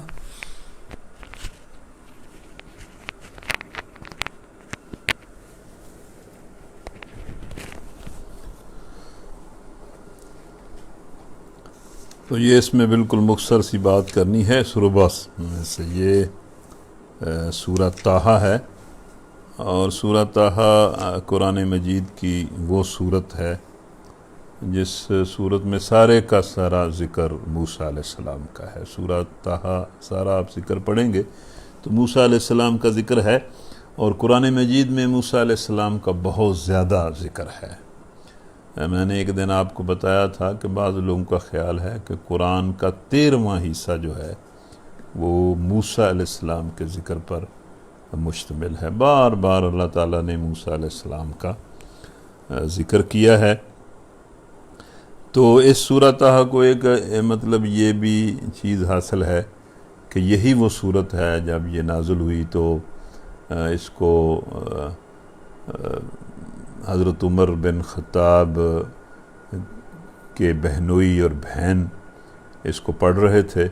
اور خباب بن ارت انہیں یہ صورت سکھا رہے تھے، اور اوپر سے حضرت عمر آ گئے اور آ کر انہوں نے بہنوئی کو مارنا شروع کر دیا، اور بہن نے مداخلت کی تو اس کو مارنا شروع کر دیا. لیکن ظاہر ہے عمر بڑے بہادر تھے، دلیر تھے، لیکن ظاہر ہے ان کی بہن بھی ان کی بہن تھی، تو اس نے کہا کہ عمر جو چاہو کر لو، اس سینے سے اب ایمان نہیں نکلے گا، یہ آپ یاد رکھ لیں. جس باپ کا خون آپ کے جسم میں ہے اسی باپ کا خون میرے جسم میں ہے. اگر تم باطل پر اڑ گئے ہو تو میں حق پر ڈٹ گئی ہوں، آپ جو چاہو کر لو. اس سے حضرت عمر کا دل پسیج گیا. انہوں نے کہا کہ کمال لوگ ہو تم کیا پڑھ رہے تھے، مجھے بھی سناؤ. تو پھر انہوں نے یہی صورت سنی اور وہ اپنا دل ہار بیٹھے، شکست کھا گئے، اور ایمان لانے کی نیت سے دار ارقم کی طرف چل دیے. اور دار ارقم میں جب یہ پتہ چل گیا، مخبری ہو گئی کہ عمر آ رہا ہے، تو وہ لوگ ڈر گئے کہ بھئی وہ پتہ نہیں کیا کرے گا. تو حضرت حمزہ رضی اللہ تعالیٰ عنہ نے کہا کہ عمر کیا کرے گا، اگر وہ اچھی نیت سے آ رہا ہے تو ٹھیک ہے آ جائے، لیکن اگر وہ کسی بری نیت سے آ رہا ہے تو میں حمزہ ہوں، اور میں عبد المطلب کا بیٹا ہوں، اور میں ہاشمی ہوں، میں اسی کی تلوار سے اس کی گردن کو اڑا دوں گا. تو حضرت عمر بہرحال ایمان لانے کی نیت سے جا رہے تھے، وہ گئے اور وہ ایمان لے آئے، اور وہاں پر ہی مسلمانوں نے تکبیر کا نعرہ بلند کر دیا. تو وہ یہ مکے کے لیے ایک بڑی عجیب خبر تھی کہ عمر بن خطاب بھی مسلمان ہو گئے ہیں، اور محمد صلی اللہ علیہ وسلم کے ساتھیوں کے ساتھ شامل ہو گئے ہیں، جو ایک بڑی خبر تھی۔ تو یہ سورہ طٰہٰ ہی کو سن کر مسلمان ہوئے تھے۔ تو اس سورہ طٰہٰ میں یہ جو حصہ ہم نے ایک ربع پڑھا ہے، اس میں آیت نمبر آپ 14 کو دیکھیں۔ ان دو آیتوں کے ذریعے یہ پہلی وحی ہے، مطلب جس طرح اقرأ بسم ربک الذی خلق محمد صلی اللہ علیہ وسلم پر نازل ہونے والی پہلی وحی ہے، اسی طرح موسیٰ علیہ السلام پر جب پہلی وحی نازل ہوئی اور اللہ تعالیٰ نے خود پردے میں، فرشتے کے ذریعے نہیں بلکہ پردے میں موسیٰ علیہ السلام سے بات کی، وہ وحی یہ ہے کہ اننی انا اللہ لا الہ الا انا فاعبدنی واقم الصلاۃ لذکری۔ یہ پہلی وحی ہے کہ اللہ تعالیٰ نے موسیٰ علیہ السلام سے فرمایا کہ میں ہی اللہ ہوں، میرے سوا کوئی اللہ نہیں ہے، پس تو میری بندگی کر اور میری یاد کے لیے نماز قائم کر۔ پھر یہ بات آتی ہے کہ یہ نماز جو ہے یہ بڑی اہم چیز ہے، اس کو بڑے دھیان سے ادا کرنا چاہیے۔ اور اسی وحی میں اللہ نے فرمایا قیامت کی گھڑی ضرور آنے والی ہے، میں اس کا وقت مخفی رکھنا چاہتا ہوں تاکہ ہر متنفذ بالغیب صحیح کرے اور اپنی صحیح کا بدلہ پائے۔ بس کوئی ایسا شخص جو اس پر ایمان نہیں لاتا اور اپنی خواہش نفس کا بندہ بن گیا ہے، تجھ کو اس گھڑی کی فکر سے نہ روک دے ورنہ تو بھی ہلاکت میں پڑ جائے گا۔ تو یہ اور اس طرح کی باتیں اللہ تعالیٰ نے موسیٰ علیہ السلام سے کی۔ تو موسیٰ علیہ السلام نے ایک عرض کی، یعنی پہلی وحی کے جواب میں موسیٰ علیہ السلام نے ہمت کر کے اللہ سے عرض کی، قال رب اشرح لی صدری ویسر لی امری واحلل عقدۃ من لسانی یفقہوا قولی واجعل لی وزیرا من اہلی ہارون اخی اشدد بہ ازری واشرکہ فی امری کی نسبحک کثیرا ونذکرک کثیرا انک کنت بنا بصیرا قال قد اوتیت سؤلک یا موسیٰ۔ تو موسیٰ علیہ السلام نے اللہ سے عرض کی، پروردگار میرا سینہ کھول دے اور میرے کام کو میرے لیے آسان کر دے اور میری زبان کی گرہ سلجھا دے تاکہ لوگ میری بات سمجھ سکیں، اور میرے لیے میرے اپنے کنبے سے ایک مددگار اور وزیر مقرر کر دے، ہارون جو میرا بھائی ہے، اس کے ذریعے سے میرا ہاتھ مضبوط کر دے اور اس کو میرے کام میں شریک کر دے تاکہ ہم خوب تیری پاکی بیان کریں اور خوب تیرا چرچا کریں۔ تو ہمیشہ ہمارے حال پر نگران رہا ہے۔ تو یہ دعا اللہ تعالیٰ سے موسیٰ علیہ السلام نے کی تو فوراً اللہ نے فرمایا قال قد اوتیت سؤلک یا موسیٰ، اے موسیٰ جو کچھ تو نے مانگا ہے میں نے تجھے دے دیا۔ تو یہ عظیم لوگوں کی عظیم باتیں ہیں اور یہی ہمارے رہنما ہیں، یہ انبیاء ہی ہمارے رہنما ہیں۔ تو اس کے بعد یہ جو ربع ختم جہاں ہوتا ہے وہاں بھی مطلب ایک میسج ہے، اور یہی میسج یاد رکھنے کے قابل ہیں۔ یہ آیت نمبر بنتی ہے 74۔ إنه من يأتي ربه مجرما فإن له جهنم لا يموت فيها ولا يحيا ومن يأته مؤمنا قد عمل الصالحات فأولئك لهم الدرجات الأولى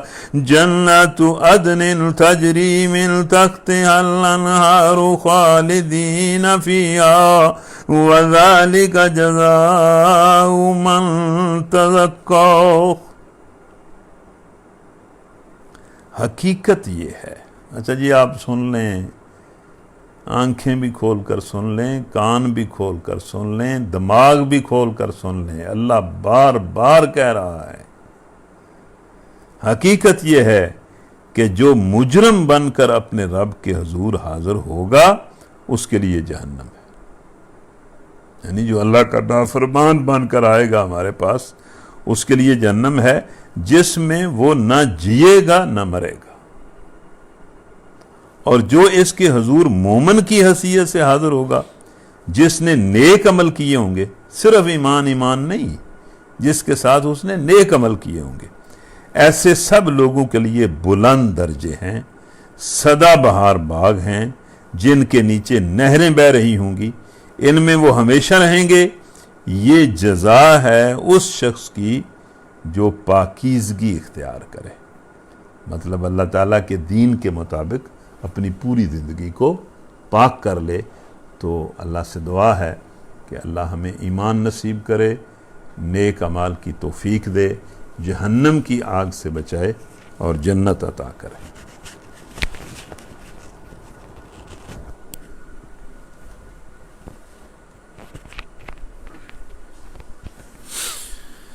بسم الله الرحمن الرحيم وَلَقَدْ أَوْحَيْنَا إِلَى مُوسَىٰ أَنْ أَسْرِ بِعِبَادِي فَاضْرِبْ لَهُمْ طَرِيقًا فِي الْبَحْرِ يَبَسًا لَا تَخَافُ دَرَكًا وَلَا تَخْشَىٰ فَأَتْبَعَهُمْ فِرْعَوْنُ بِجُنُودِهِ فَغَشِيَهُمْ مِنَ الْيَمِّ مَا غَشِيَهُمْ وَأَضَلَّ فِرْعَوْنُ قَوْمَهُ وَمَا هَدَىٰ يَا بَنِي إِسْرَائِيلَ قَدْ أَنْجَيْنَاكُمْ مِنْ عَدُوِّكُمْ وَوَاعَدْنَاكُمْ جَانِبَ الطُّورِ الْأَيْمَنَ وَنَزَّلْنَا عَلَيْكُمُ الْمَنَّ وَالسَّلْوَىٰ كُلُوا مِن طَيِّبَاتِ مَا رَزَقْنَاكُمْ وَلَا تَطْغَوْا فِيهِ فَيَحِلَّ عَلَيْكُمْ غَضَبِي وَمَن يَحْلِلْ عَلَيْهِ غَضَبِي فَقَدْ هَوَىٰ وَإِنِّي لَغَفَّارٌ لِمَن تَابَ وَآمَنَ وَعَمِلَ صَالِحًا ثُمَّ اهْتَدَىٰ وَمَا أَعْجَلَكَ عَنْ قَوْمِكَ يَا مُوسَىٰ قال هم أولئك على أثري وعجلت إليك ربي لترضى قال فإنا قد فتنا قومك من بعدك وأذلهم السامري فرجع موسى إلى قومه غضبان آسفا قال يا قوم ألم يعدكم ربكم وعدا حسنا أفطال عليكم العهد أم أردتم أن يحل عليكم غضب من ربكم فأخلفتم موعدي قالوا ما أخلفنا موعدك بملكنا ولكننا حملنا أوزارا من زينة القوم فقذفناها فكذلك ألقى السامري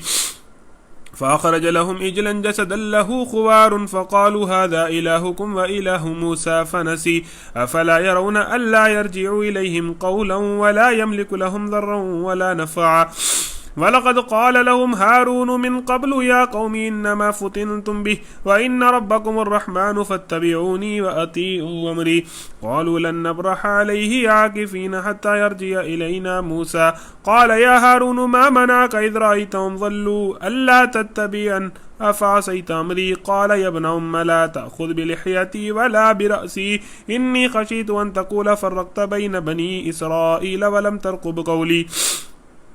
قال فما خطبك يا سامري قال بصرت بما لم يبصروا به فقبضت قبضة من أثر الرسول فنبذتها وكذلك سولت لي نفسي قال فاذهب فإن لك في الحياة أن تقول لا مساس وإن لك موعدا لن تخلفه وانظر إلى إلهك الذي ظلت عليه عاكفا لنحركنه ثم لننسفنه في اليم نسفا إنما إلهكم الله الذي لا إله إلا هو وسع كل شيء علما كذلك نقص عليك من أنباء ما قد سبق وقد آتيناك من لدنا ذكرا من أعرض عنه فإنه يحمل يوم القيامة وزرا خالدين فيه وساء لهم يوم القيامة حملا يوم ينفخ في الصور ونحشر المجرمين يومئذ ذرقا يتخافتون بينهم إن لبثتم إلا عشرا نحن أعلم بما يقولون إذ يقول أمثلهم طريقة إن لبثتم إلا يوما ويسألونك عن الجبال فقل ينسفها ربي نسفا فيذرها قاعا سفسفا لا ترى فيها عوجا ولا أمتا يومئذ يتبعون الداعي لا عوج له وخشعت الأصوات للرحمن فلا تسمع إلا همسا يومئذ لا تنفع الشفاعة إلا من أذن له الرحمن ورضي له قولا يعلم ما بين أيديهم وما خلفهم ولا يحيطون به علما وعنت الوجوه للحي القيوم وقد خاب من حمل ظلما ومن يعمل من الصالحات وهو مؤمن فلا يخاف ظلما ولا هضما وكذلك أنزلناه قرآنا عربيا وصرفنا فيه من الوعيد لعلهم يتقون أو يحدث لهم ذكرا فتعالى الله الملك الحق ولا تعجل بالقرآن من قبل أن يقضى إليك وحي وقل رب زدني علما ولقد عهدنا إلى آدم من قبل فنسي ولم نجد له أزما وإذ قلنا للملائكة اسجدوا لآدم فسجدوا إلا إبليس أبى فقلنا يا آدم إن هذا عدو لك ولزوجك فلا يخرجنكما من الجنة فتشقى إن لك ألا تجوع فيها ولا تعرى وأنك لا تظمأ فيها ولا تضحى فوسوس إليه الشيطان قال يا آدم هل أدلك على شجرة الخلد وملك لا يبلى فأكلا منها فبدت لهما سواتهما وطفقا يقصفان عليهما من ورق الجنة وعصى آدم ربه فغوى ثم اجتباه ربه فتاب عليه وهدى قال اهبطا منها جميعا بعضكم لبعض عدو فإما يأتينكم مني هدى فمن اتبع هداي فلا يذل ولا يشقى ومن أعرض عن ذكري فإن له معيشة ضنكا ونحشره يوم القيامة أعمى قال رب لم حشرتني أعمى وقد كنت بصيرا قال كذلك أتتك آياتنا فنسيتها وكذلك اليوم تنسى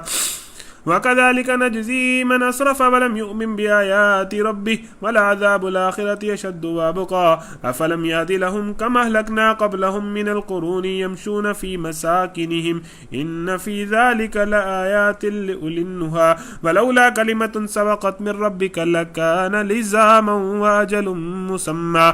فاصبر على ما يقولون وسبح بحمد ربك قبل طلوع الشمس وقبل غروبها ومن آناء الليل فسبح وأطراف النهار لعلك ترضى ولا تمدن عينيك إلى ما متعنا به أزواجا منهم زهرة الحياة الدنيا لنفتنهم فيه ورزق ربك خير وأبقى وأمر أهلك بالصلاة واصطبر عليها لا نسألك رزقا نحن نرزقك والعاقبة للتقوى وقالوا لولا يأتينا بآية من ربي أولم تأتهم بينة ما في الصحف الأولى ولو أنا أهلكناهم بعذاب من قبله لقالوا ربنا لولا أرسلت إلينا رسولا فنتبع آياتك من قبل أن نذل ونخضع قل كل متربص فتربصوا فستعلمون من أصحاب الصراط السوي ومن اهتدى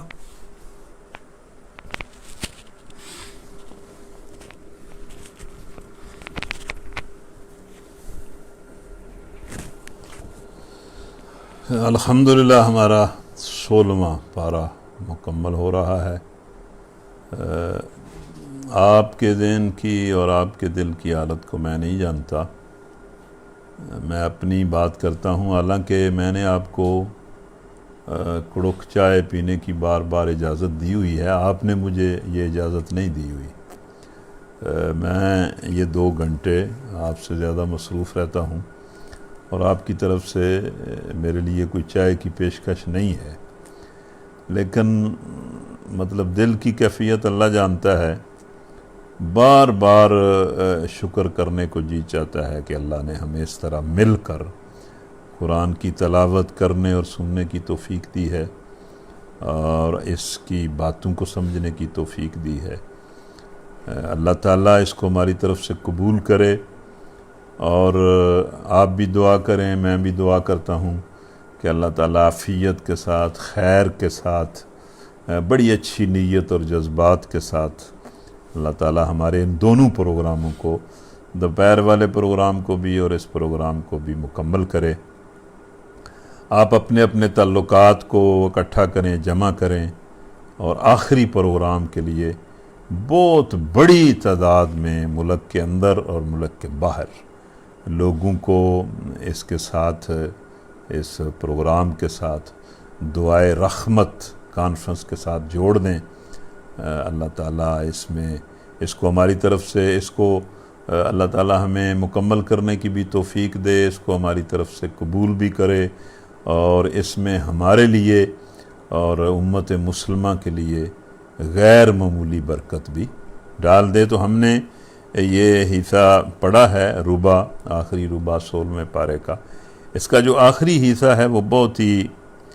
مطلب بہت ہی سبق آموز حصہ ہے. سارے ہی حصے سبق آموز ہیں،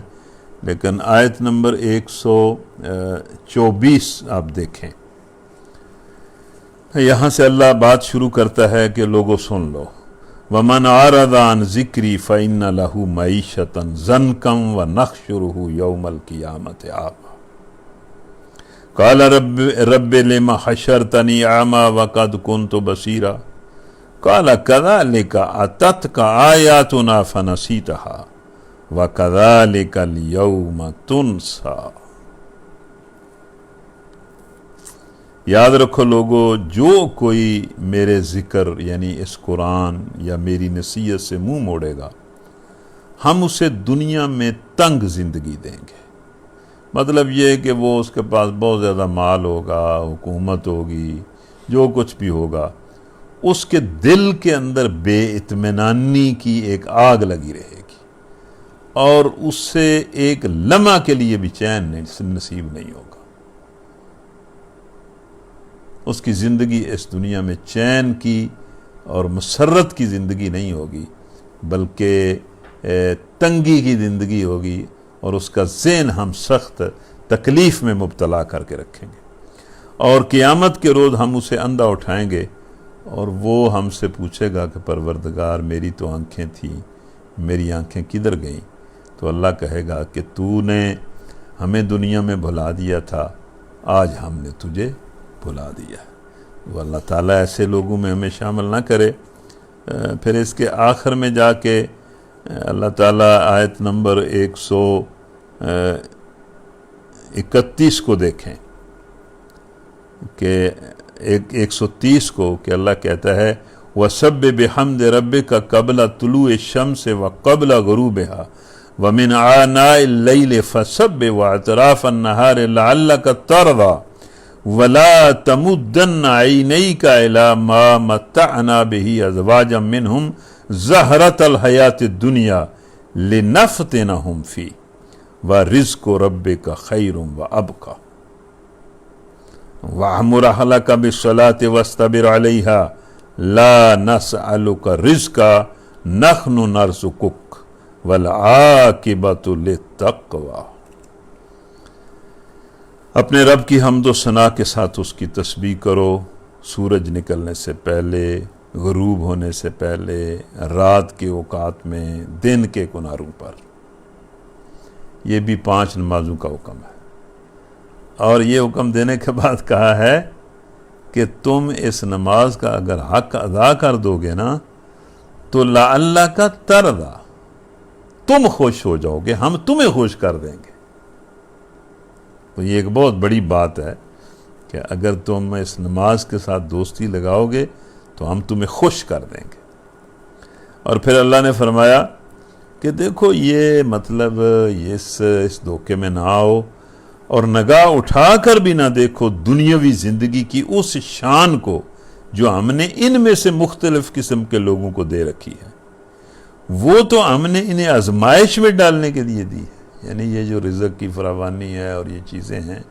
اس کی وجہ سے تو یہ لوگ فتنے میں پڑے ہوئے ہیں.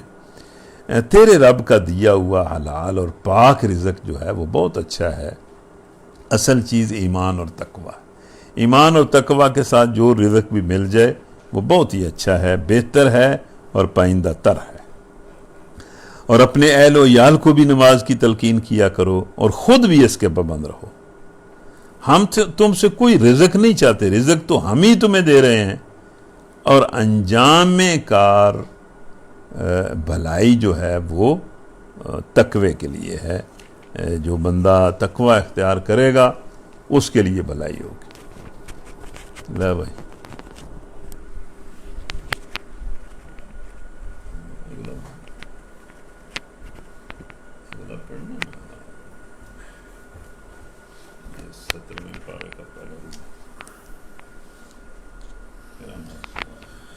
بسم اللہ الرحمن الرحیم. اقترب للناس حسابهم وهم في غفلة معرضون ما يأتيهم من ذكر من ربهم محدث إلا استمعوه وهم يلعبون لاهية قلوبهم وأسروا النجوى الذين ظلموا هل هذا إلا بشر مثلكم أفتأتون السحر وأنتم تبصرون قال ربي يعلم القول في السماء والأرض وهو السميع العليم بل قالوا أضغاث أحلام بل افتراه بل هو شاعر فليأتنا بآية كما أرسل الأولون ما آمنت قبلهم من قرية أهلكناها فهم يؤمنون وما أرسلنا قبلك إلا رجالا نوحي إليهم فاسألوا أهل الذكر إن كنتم لا تعلمون وما جعلناهم جسدا لا يأكلون الطعام وما كانوا خالدين ثم صدقناهم الوعد فأنجيناهم ومن نشاء وأهلكنا المسرفين ولقد أنزلنا إليكم كتابا فيه ذكركم أفلا تعقلون وكم قسمنا من قرية كانت ظالمة وأنشأنا بعدها قوما آخرين فلما أحسوا بأسنا إذا هم منها يركضون لا تركضوا وارجعوا إلى ما أترفتم فيه ومساكنكم لعلكم تسألون قالوا يا ويلنا إنا كنا ظالمين فما زالت تلك دعواهم حتى جعلناهم حصيدا خامدين وما خلقنا السماء والأرض وما بينهما لاعبين لو وردنا أن نتخذ لهوا لاتخذناه من لدنا إن كنا فاعلين بل نقذف بالحق على الباطل فيدمغه فإذا هو الزاهق ولكم الويل مما تصفون وله من في السماوات والأرض ومن عنده لا يستكبرون عن عبادته ولا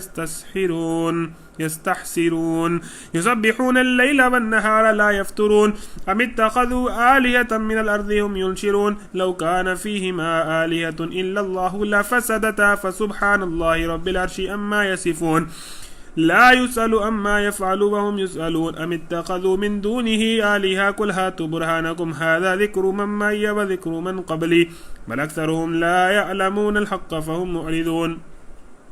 وما أرسلنا من قبلك من رسول إلا نوحي إليه أنه لا إله إلا أنا فاعبدون وقالوا اتخذ الرحمن ولدا سبحانه بل عباد مكرمون لا يسبقونه بالقول وهم بأمره يعملون يعلم ما بين أيديهم وما خلفهم ولا يشفعون إلا لمن ارتضى وهم من خشيته مشفقون ومن يقل منهم إني إله من دونه فذلك نجزيه جهنم كذلك نجزي الظالمين أولم ير الذين كفروا أن السماوات والأرض كانتا رتقا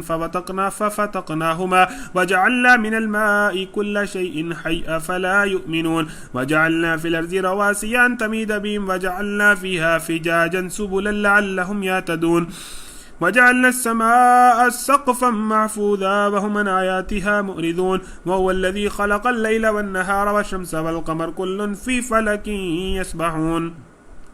وما جعلنا لبشر من قبلك الخلد أفإن مت فهم الخالدون كل نفس ذائقة الموت ونبلوكم بالشر والخير فتنة وإلينا ترجعون وإذا رآك الذين كفروا إن يتخذونك إلا هزوا هذا الذي يذكر آلهتكم وهم بذكر الرحمن هم كافرون خلق الإنسان من عجل سأريكم آياتي فلا تستعجلون ويقولون متى هذا الوعد إن كنتم صادقين لو يعلم الذين كفروا حين لا يكفون عن وجوههم النار ولا عن ظهورهم ولا هم ينصرون بل تأتيهم بغتة فتباتهم فلا يستطيعون ردها ولا هم ينذرون ولقد استهزئ برسل من قبلك فحاق بالذين سخروا منهم ما كانوا به يستهزئون قل من يكلؤكم بالليل والنهار من الرحمن بل هم عن ذكر ربهم معرضون أم لهم آلهة تمنعوهم من دوننا لا يستطيعون نصر أنفسهم ولا هم منا يصحبون بل متعنا هؤلاء وآباءهم حتى طال عليهم العمر أفلا يرون أنا نأتي الأرض ننقصها من أطرافها أفهم الغالبون قل انما انذركم بالوحي ولا يسمع الصم الدعاء اذا ما ينذرون ولئن مستهم نفحة من عذاب ربك ليقولن يا ويلنا انا كنا ظالمين ونضع الموازين القسط ليوم القيامة فلا تظلم نفس شيئا وإن كان مثقال حبة من خردل أتينا بها وكفى بنا حاسبين ولقد آتينا موسى وهارون الفرقان وضياء وذكرا للمتقين الذين يخشون ربهم بالغيب وهم من الساعة مشفقون وهذا ذكر مبارك أنزلنا أفأنتم له منكرون.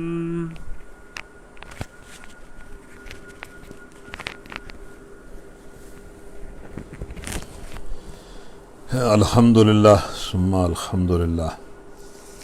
ہمارا جو آج کا سبق ہم نے طے کیا تھا کہ ہم سوا پارہ انشاءاللہ پڑھیں گے تو وہ مکمل ہو گیا ہے. دیکھیں اللہ تعالیٰ نے انسان کو اور خاص طور پر ہم ذرا اگر جاگ رہے ہیں تو غور کریں کہ اللہ تعالیٰ نے ہمیں کتنی نعمتیں دی ہوئی ہیں. کسی بندے کے پاس اگر صحیح و سالم جسم ہے، ذہن ہے، دماغ ہے تو یہی بہت بڑی اللہ کی نعمت ہے، غیر معمولی نعمت ہے. اور پھر اس کے علاوہ اگر اللہ تعالیٰ نے اس کو عافیت دی ہوئی ہے، وہ کسی مصیبت میں نہیں ہے، پریشانی میں نہیں ہے، کسی حرج میں وہ مبتلا نہیں ہے، عافیت کے ساتھ اس کے دن رات گزر رہے ہیں، تو یہ بھی اس کی طرف سے بہت بڑی نعمت ہے. امام غزالی کہتے ہیں کہ عدم حرج انسان کے لیے بہت بڑی نعمت ہے کہ وہ کسی اس طرح کی پریشانی میں نہ ہو جس کی وجہ سے اس کا دل دکھی رہتا ہو، عافیت کے ساتھ اس کا وقت گزر رہا ہو. تو یہ اللہ کی طرف سے بہت بڑی نعمت ہے اور اللہ تعالیٰ نے ہم سب کو دی ہوئی ہے. میں دعا کرتا ہوں کہ اگر کسی کو کوئی تکلیف ہے تو اللہ تعالیٰ اس تکلیف کا اسے اجر بھی دے اور اس کو دور بھی کرے. پھر اللہ تعالیٰ نے یہ رزق دیا ہوا ہے تھوڑا یا زیادہ اور ہمارا وقت گزر رہا ہے، یہ بھی اللہ کی طرف سے نعمت ہے. اسی طرح اس کی نعمتیں گنتے جائیں، بہت زیادہ نعمتیں ہیں، لیکن کیا آپ نے کبھی یہ سوچا کہ اس کی ان ساری نعمتوں میں سے ایک نعمت ہے جس کی طرف ہمارا دھیان نہیں جاتا اور وہ اس کی بہت بڑی نعمت ہے. اور اگر آپ کی توجہ میری طرف ہے تو میں آپ کے ذہن نشین یہ بات کرنا چاہتا ہوں کہ یہ قرآن اور اللہ کے آخری نبی یہ اس کی بہت بڑی نعمت ہے. ہم اگر ہم شکر کرنے والے بنیں تو یہ اللہ تعالیٰ کی بہت بڑی نعمت ہے ہمارے پاس. ہم آخری نبی کی امتی ہیں اور اس قرآن کے حامل ہیں. جو قرآن بڑا ہے کہ غیر معمولی کلام ہے اور ہمیں بالکل واضح طور پر ہر چیز الگ الگ کر کے بتا رہا ہے، حق بتا رہا ہے، سچی خبریں بتا رہا ہے، سچے کلمے بتا رہا ہے، سچا اور سیدھا راستہ دکھا رہا ہے اور پاکیزہ زندگی کی طرف رہنمائی کر رہا ہے اور سلامتی کی طرف رہنمائی کر رہا ہے. تو یہ قرآن اللہ تعالیٰ کا بہت ہی اس کی طرف سے ہمارے لیے بہت بڑی نعمت ہے اگر ہم اس کا شکر ادا کریں. تو یہ جو ہمارا پروگرام ہے میں بار بار آپ کو کہتا ہوں کہ اس میں اب تیزی سے اضافہ کریں، وہ 3 موبائل بھی اکٹھے کریں، یعنی 3 لوگ بھی اس رمضان سے پہلے آپ اس کے ساتھ جوڑیں. دوپہر کے پروگرام کے ساتھ بھی اور اس پروگرام کے ساتھ بھی اپنے رشتہ داروں میں، دائیں بائیں واقفوں میں ان کو کہیں کہ اس پروگرام کے ساتھ جڑیں، ان کی منت سماجت کریں، انہیں دعوت دیں اور بالکل خود اپنا بھی شوق بڑھائیں. اور پھر اس کی پلاننگ کریں کہ جو آخری پروگرام ہے اس میں آپ زیادہ سے زیادہ لوگ اس کا منصوبہ بنائیں، اس کی ایڈورٹائزمنٹ کا منصوبہ بنائیں. سوچیں کہ بھائی میں یا کچھ لوگ مل کر ہم کس طرح اس کو ایڈورٹائزمنٹ کر سکتے ہیں، لوگوں سے کس طرح مل کر انہیں کہہ سکتے ہیں کہ وہ ہمارے آخری پروگرام میں دعا میں شریک ہوں۔ تو اس کے لیے بالکل اللہ تعالیٰ اس کا آپ کو بڑا اجر دے گا۔ ہم یہ سارا کام اللہ کے لیے کر رہے ہیں، کوئی اس میں ہمارا وہ نہیں ہے۔ اللہ تعالیٰ ہمیں اور زیادہ اخلاص نصیب کرے۔ تو یہ جو حصہ ہم نے پڑھا ہے، اس میں ایک بڑی ہی قابل غور آیت ہے، آیت نمبر 35۔ اس کو آپ پہلے بھی سنتے ہوں گے، یہ درسوں میں جگہ جگہ آیت بیان کی جاتی ہے، اور اس ایک آیت میں پوری زندگی کی اللہ نے حقیقت بیان کر دی ہے۔ کل نفس ذائقۃ الموت، لوگوں ہر کسی نے مر جانا ہے، اور آپ کا کیا خیال ہے، آپ نے نہیں مرنا؟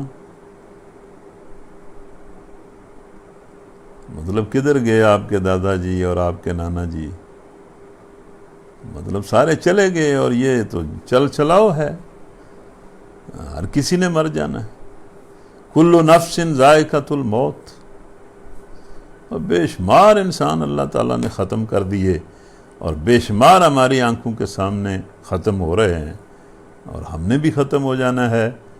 بندے کو موت کے لیے تیار رہنا چاہیے، کوئی ایسی بات نہیں ہے، مرنا ہے۔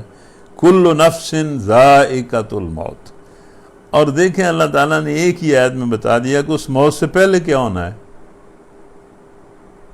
یعنی مرنا تو ہے، لیکن مرنے سے پہلے یہ جو زندگی ہے یہ کیا ہے، اس کی حقیقت کیا ہے۔ اچھا جی دیکھیں، یہ کمال کی آیت ہے اور بڑی جامع آیت ہے کہ تم سب نے مر جانا ہے،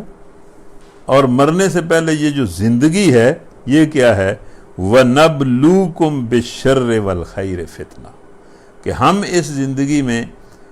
کبھی تمہیں مصیبت دے کر، کبھی تمہیں راحت دے کر، کبھی ناکامی دے کر، کبھی کامیابی دے کر، کبھی سخت حالات دے کر، کبھی آسان حالات دے کر ہم تمہیں آزماتے رہیں گے۔ یعنی یہ زندگی ساری کی ساری آزمائش ہے، اسر کے ساتھ یسر ہے، مختلف قسم کی حالتیں ہیں جن میں سے انسان گزرتا ہے، اور اس کے لیے ہر حالت آزمائش ہے۔ یعنی اگر بیماری آزمائش ہے تو صحت بھی آزمائش ہے، اگر غربت آزمائش ہے تو فراخی بھی آزمائش ہے، اگر مطلب کمزوری آزمائش ہے تو طاقت بھی آزمائش ہے۔ وَنَبْلُوكُمْ بِالشَّرِّ وَالْخَيْرِ فِتْنَةً، جتنی دیر تک تم زندہ رہو گے ہم تمہیں آزماتے رہیں گے، اور ہم یہ دیکھیں گے کہ تم میں سے کون اپنی زندگی میں آنے والی مختلف حالتوں میں ہماری اطاعت پر قائم رہتا ہے، ہمارے حکم پر قائم رہتا ہے، ہمارے حکم پر ڈٹا رہتا ہے صبر کے ساتھ۔ اور اس کے بعد کیا کرنا ہے، وَإِلَيْنَا تُرْجَعُونَ، پھر تم سب ہمارے پاس آ جاؤ گے، اور ہم تمہاری کارکردگی کا سارا نتیجہ جو ہے وہ تمہیں بتا دیں گے۔ دیکھیں یہ کس طرح اللہ تعالیٰ دو ٹوک الفاظ میں بات کر رہا ہے۔ پھر یہ آیت نمبر 47 دیکھیں، یہ بھی مطلب علماء نے اس آیت کے بارے میں بڑا کچھ لکھا ہے کہ یہ بھی بس کمال کی آیت ہے۔ وَنَضَعُ الْمَوَازِينَ الْقِسْطَ لِيَوْمِ الْقِيَامَةِ فَلَا تُظْلَمُ نَفْسٌ شَيْئًا وَإِنْ كَانَ مِثْقَالَ حَبَّةٍ مِّنْ خَرْدَلٍ آتَيْنَا بِهَا وَكَفَى بِنَا حَاسِبِينَ۔ قیامت کے روز ہم ٹھیک ٹھیک تولنے والے ترازو رکھ دیں گے۔ مطلب اللہ کہتا ہے ٹھیک ٹھیک تولنے والے ترازو، کہ آپ کا جو عمل ہے نا، نیک عمل یا برا عمل، ہم بالکل وہ آپ نے کس حالت میں کیا ہے، کس کیفیت میں کیا ہے، کتنی اس کے پیچھے آپ کی نیت کیا ہے، مطلب آپ کے عمل کو بالکل ٹھیک تول لیں گے، اس کی ٹھیک ویلیو متعین کر لیں گے، برے عمل کی بھی اور نیک عمل کی بھی۔ پھر کسی پر ذرا برابر ظلم نہ ہوگا، کسی بھی نوعیت کا کسی کے ساتھ ظلم نہ ہوگا۔ جس کا رائی کے دانے کے برابر بھی کچھ کیا دھرا ہوگا وہ ہم سامنے لے آئیں گے، اور حساب لگانے کے لیے ہم بالکل کافی ہیں۔ تو اللہ تعالیٰ ہمارے ساتھ آسانی کا معاملہ کرے، ہمارا آسان حساب کرے، تو چلیں، یہ بھی آج آپ کو خوشی ہونی چاہیے کہ آج پھر ہمارا جو سبق ہے وہ 15 منٹ پہلے مکمل ہو رہا ہے۔ تو اللہ تعالیٰ ہمیں ہمت دے، استقامت دے، ہمارے شوق میں اضافہ فرمائے، اور ہم اس پروگرام سے اللہ تعالیٰ کی رحمت کو سمیٹ لیں، اس کی رحمت کے حقدار بن جائیں اس پروگرام کے ذریعے۔ الحمدللہ رب العالمین، والصلاة والسلام علی رسولہ الکریم وعلی آلہ وصحبہ اجمعین۔ یا اللہ ہمیں ایمان عطا فرما، اخلاص عطا فرما، تقوی عطا فرما، صبر اور شکر کی یا ارحم الراحمین توفیق دے، اور یا اللہ ہمیں درجہ احسان پر فائز کر، اور درجہ احسان پر اپنی بندگی کرنے کی توفیق دے، اپنے راستے میں جد و جہد اور جہاد کرنے کی توفیق نصیب فرما۔ اور یا ارحم الراحمین، یہ چند روزہ زندگی ہے، اپنے لیے بڑی یکسوئی عطا فرما اور اپنا مسلم حنیف بنا، اور یا اللہ ہماری زندگی اور موت میں اپنے سوا کسی کا کوئی حصہ باقی نہ چھوڑ، ہمیں خالصتاً اپنا بنا لے، اور ہمیں اپنی زندگی میں اپنے ہی لیے اپنے حکم کے مطابق سعی و جہد کی توفیق نصیب فرما۔ یا اللہ ہم میں سے جس کے دل اور جس کی زبان پر جو جائز دعا ہے اس کی دعا کو قبول فرما، اس کی دعا کو قبول فرما، اس کی دعا کو قبول فرما۔ یا ارحم الراحمین، ہم میں سے جس کا کوئی عزیز، جس کا کوئی بزرگ اس دنیا سے چلا گیا ہے، یا اللہ اس کی مغفرت فرما، اور ان لوگوں کے پیچھے ہمیں ہدایت اور نیکی کی زندگی نصیب فرما۔ یا ارحم الراحمین، یہ جو وائرس ہے اس سے بھی اپنے بندوں کو نجات عطا فرما، اور اپنے بندوں کو اپنی طرف رجوع کرنے کی توفیق نصیب فرما۔ یا اللہ ہمارے اس پروگرام کو اپنے لیے خاص فرما، اور بخیر و عافیت، بحسن خوبی اس کو مکمل فرما، اور اس میں غیر معمولی برکت ڈال دے۔